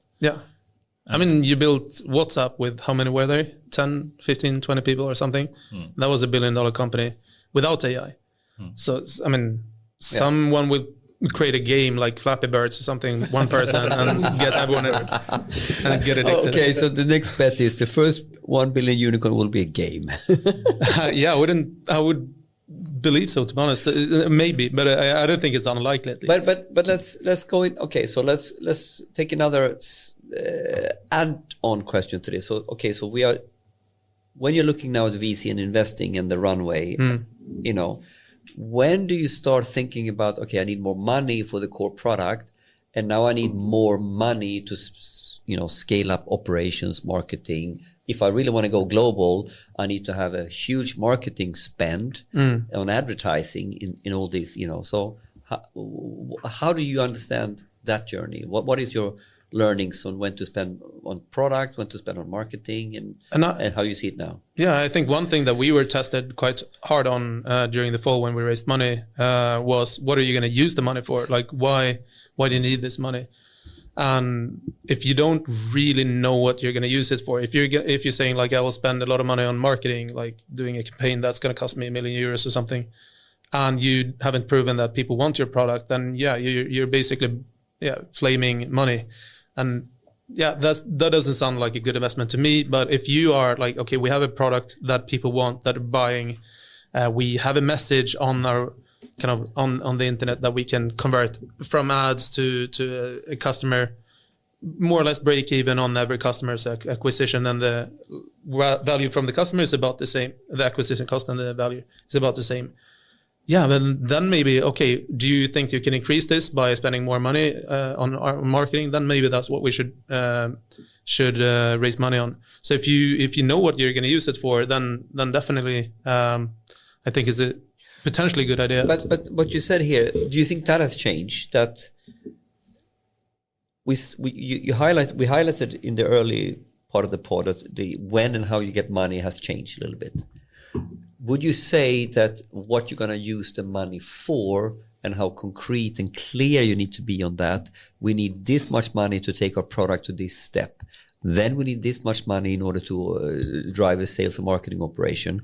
Then we need this much, has the due diligence in relation to what you're spending your money on. Do you think that has grown up as well as part of the different climate? Generally, yes. But then I think there are definitely exceptions when you have a super experienced and proven team that has proven to build a lot of valuable businesses, then maybe the trust is already there. The trust is there, okay. So I think what investors need is trust for what we're spending money on will likely give us a good X amount of money back. And that trust comes from like having a trustworthy plan. Like what is the hands-on that you're going to do with it? And the core topic becomes, we had John Bosch talking about, he made a beautiful quote, a T-shirt quote, nail it before you scale it. Yeah. So I like that idea that if you can't really articulate concretely for yourself what you're going to use the money for, are you really ready for VC capital versus I know quite clearly what I need to do with my customer, with my product, and now with my marketing. Yeah, no, I think that's entirely true. And that comes down to like, okay, into every step, like, okay, I'm investing in a person that I want to work with. What does good and bad look like for that person? How do I ideally get money back from that person? And when I do bets on like, okay, not even a bet, like you could maybe just go to an office that you like being in. Like I think the money is paying back because people are going to be motivated. So some indirect and some direct values, but then scaling it up, you want to know what you're spending money on, I think. But to some extent, I don't think it's a must for every company, every case. And early on, the team is super important. So if you're raising a smaller amount of money, then maybe you don't need a super concrete plan. It's probably enough if you are a very good team. But if you're not an experienced and proven team, then maybe you need a better plan. So I think it's kind of a balance. Makes sense. And the time is flying away here, but perhaps we spoke a lot about the funding and investment part once you have a company like yours. But if we look back and say that your next adventure now, and you want to create a new company, and someone is listening to this and say, I have this idea. How do I really get started? Can you give any advice for people that are having their great idea and they just don't know how to get started? Any like do's and don'ts that you can share? Yeah, I mean, we were just talking about investments, and I would wait with getting other people involved until I feel very confident that this is really what I want to double down on. Because when you're alone, you can pivot and change your idea like after lunch if you want to do that. And even if you're doing it with maybe one or two colleagues, it's going to be much, much easier rather than talking to someone who invested in idea X and now you're talking about Y.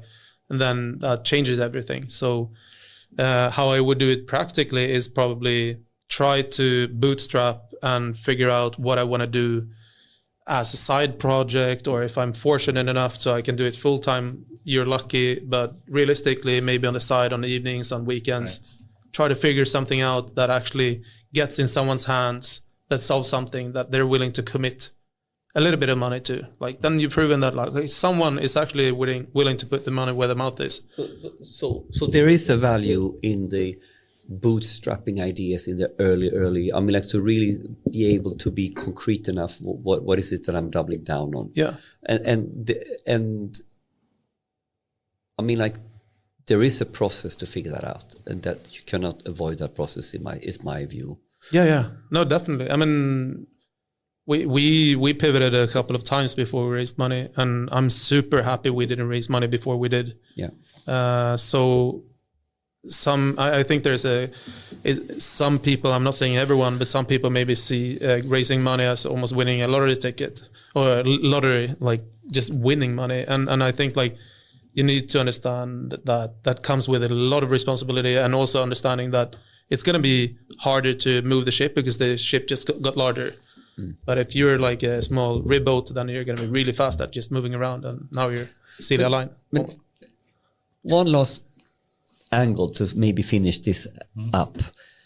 Have you ever considered, or do you have experience from other types of financing than VC? Or do you have any ideas? I mean, like we had guests here from R Capital, which is now called... Gillion, right? Gillion. Like Henrik Landgren and the guys. So there are a couple of different avenues to raising capital. Yeah. I mean, like you can go to a bank loan, you can go to Gillion, and you can maybe do it in a couple of different ways. Do you have any experience from other angles, or do you have any ideas of when is VC a good idea, when is it not a good idea? Yeah. Any do's and don'ts here? Yeah, I mean, our first investor was CSN. That like when we started, we got student loans, and we used that for our company. I thought you said CNN, but you said CNN, exactly, just a small company. CSN is the best VC. So for any non-Swedish, that's the institution that gives students in Sweden money for either. So you scam them that you're gonna do another course, right? I did my courses, but I also did my company. So you did your courses. So it was a win-win. So that's why you went to KTH. Yeah, and I got to know my co-founder as well.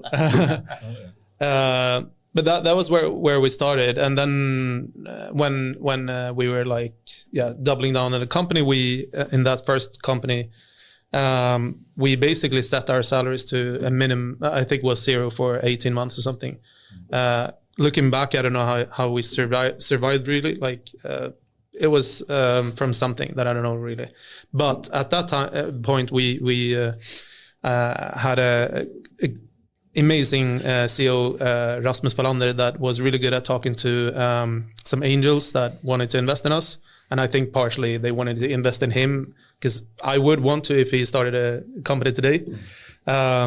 So if you're fortunate enough to know some people that could invest as angels, and you are a person that they want to invest in, that's maybe a good start. Yeah, you make a distinction between an angel investor and VC. Yeah, because the angel investor is normally a person, or I guess always has to be an individual. Then the VC is an institutional, like it's a company investing in you. So the main difference in my experience is that the angel investor is going to be more personal. And I also feel that I'm talking to a person with maybe who doesn't have these rigid processes for how they invest in companies and run their investments and so on.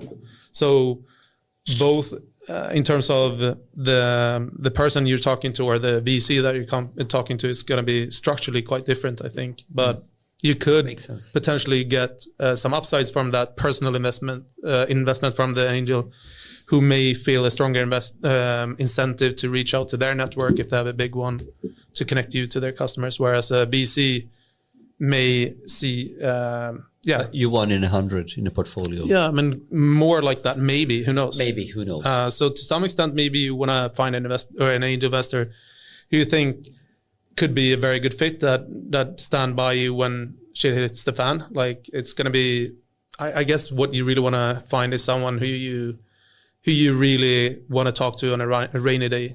In the beginning, it's going to be a honeymoon and things are going to look good. I mean, I guess an investor, it shouldn't be only the person that brings you money. Yeah. It should be someone that helps you scale the company. Yeah, exactly. Open the doors and have the network. And just today, advice. I mean, our main investor or lead investor, People Ventures, a Danish VC, who I deeply appreciate the help from. I reached out to them today and asked them about a specific issue and how we hands-on can help, how they can help us with that. And the way they approach that is not by like, hey, you have a problem. Why do you have a problem? Like you should fix this. But rather, okay, I'll come to Stockholm on Tuesday or Wednesday and let's talk about it, have a session about it, and collect the people that could fix this. So I just feel super fortunate that that's the kind of relationship we have with them. And that gives me trust that when rainy days come, because they will come, that we will have a constructive relationship that we can go through. So pretty much like working with a colleague or partnering with someone in a love relationship. When partnering with someone who gives you money, it would be a pretty good idea to kind of get a sense of how it's going to look on when things don't go that well. You should pick an investor as you pick a partner. Is that what you're saying? Yeah, I definitely think so. Awesome. Should we take the final one, perhaps? I think so. Yeah. Okay. Imagine now, Fredrik, that we have Devin going crazy and then actually increasing part by part to build the software. And simply we come to an AGI future. We come to a point where we actually have an AI system that is better than an average coworker, as Sam Altman called it, and perhaps even going further, saying we have ASI, artificial superintelligence, where the AI system is actually better than even all humans combined in some way.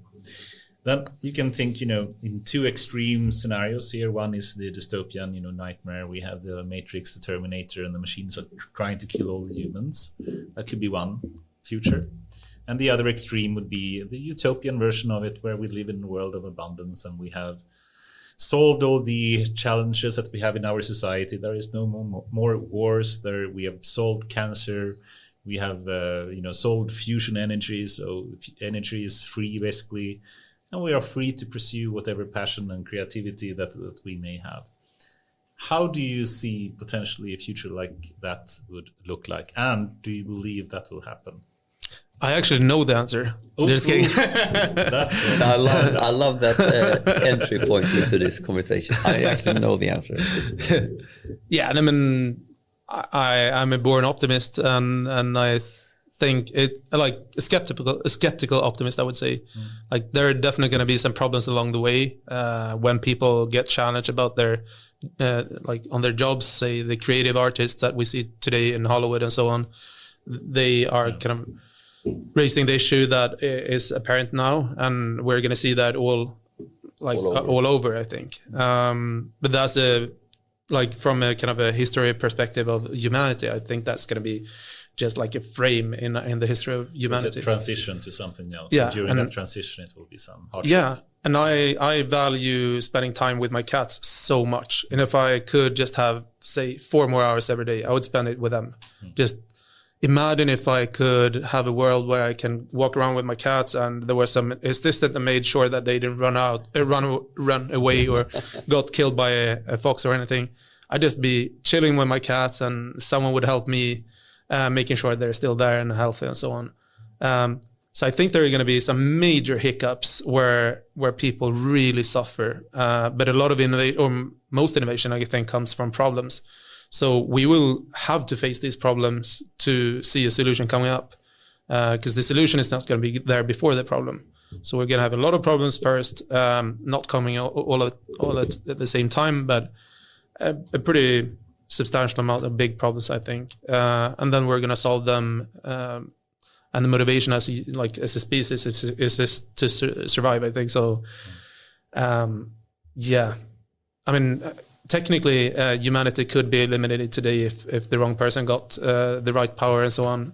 You could argue the wrong person already got the power and they didn't kill humanity. So yes. I think I just think that we are going to face a lot of problems, but I see AGI or like even super intelligence as something incredible in the future. You're looking forward to it, or? If I'm living during that time, which I think I will be, I think you'll be living to experience it. Yeah, I mean, to some extent. I mean, obviously, in 100 years when I don't live, I think there's going to be an even greater intelligence. But I think I'm going to live it during a time where my intelligence will be seen as something laughable, like really. If you take the Sam Altman definition of some kind of AI system that has at least the intelligence of an average coworker, and we certainly don't have it yet, but do you have any time estimates? We have Ray Kurzweil saying 2029. I think Sam Altman was saying something like 2027. Another is saying 2050. I mean, we're seeing benchmarks where AI outperforms humans in some aspects already. Yes. So I guess it's hard to say when that's on a general level. I think for a very long time, there are some things that humans are going to be better at, like socializing. And then some other more kind of non-social things where AI will be better than humans. And I think generally speaking, most tasks that we do will be assisted by an AI to a large extent within like 5 to 10 years. I'm almost starting to reformulate my understanding for this question. Yeah. Hypothesis. I think the definition is sliding. I think if you went back 30 years in time and asked for a definition of AGI, and with that current knowledge of what that meant, I think I can find definitions that we have already passed AGI. And then as we become more mature to what it is, and we get into pseudo discussion on pseudo discussion on pseudo discussion, what is intelligence, what is cognition, we are moving the goalposts, and it's happening right now. And we are trying to get sharper definitions. We have the 5-level definition by DeepMind. That is kind of the best I've seen so far. My argument is that at some point this becomes an irrelevant question, and it's a matter of how you frame it.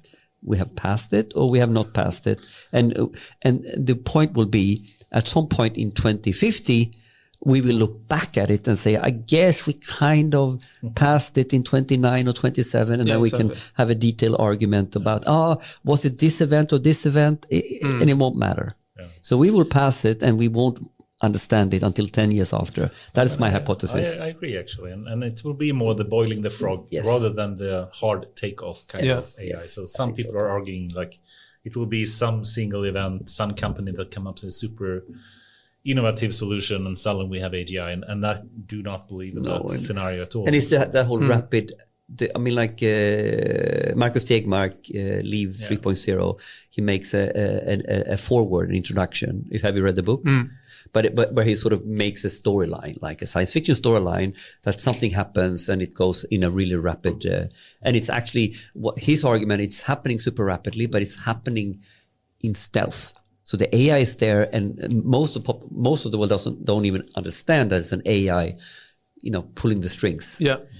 But it's sort of it's the scenario with a very rapid, like at 12 o'clock, it got out. and maybe it's a Skynet moment of Terminator. It's a Skynet. It's a Skynet. It's a rapid development scenario. Yeah. And then, of course, Max is also then highlighting, what's the opposite? What is the muddle through scenario, or whatever you want to call it?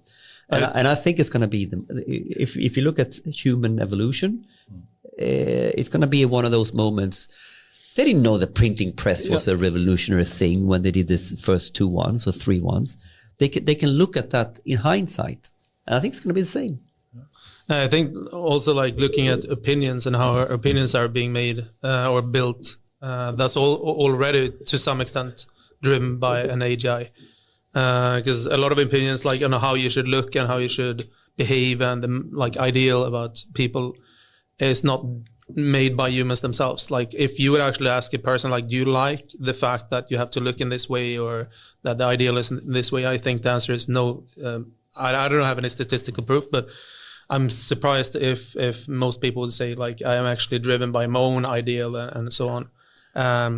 and then again, like the problem of that is apparent right now, I think, and then the solution I think will come, like where people actually get the kind of mandate and the power to make their own opinion. We all know there are more intelligent people, humans, already in the world than ourselves, than all of us. But we don't fear them. I actually are very happy that we have more intelligent people than any of us. I'm really glad for that. And some people even argue that if you look at organizations as an organization, as an organism, they are potentially as a collection of humans much more intelligent than any single human. So then we certainly have very much more intelligent organisms already today in our society. And you could potentially argue that if some single organization becomes super, super powerful, as we are potentially seeing with some of the tech giants, that could be a bad thing. Yeah. But we certainly have organisms that are much more intelligent than any single humans already today. Yeah, you're right. And that's just a very slow neural network. Yeah. And it's the thing that doesn't really fear me about that is this is so slow that I feel that I can be this small organism moving around it, but they're definitely smarter than me. Yeah.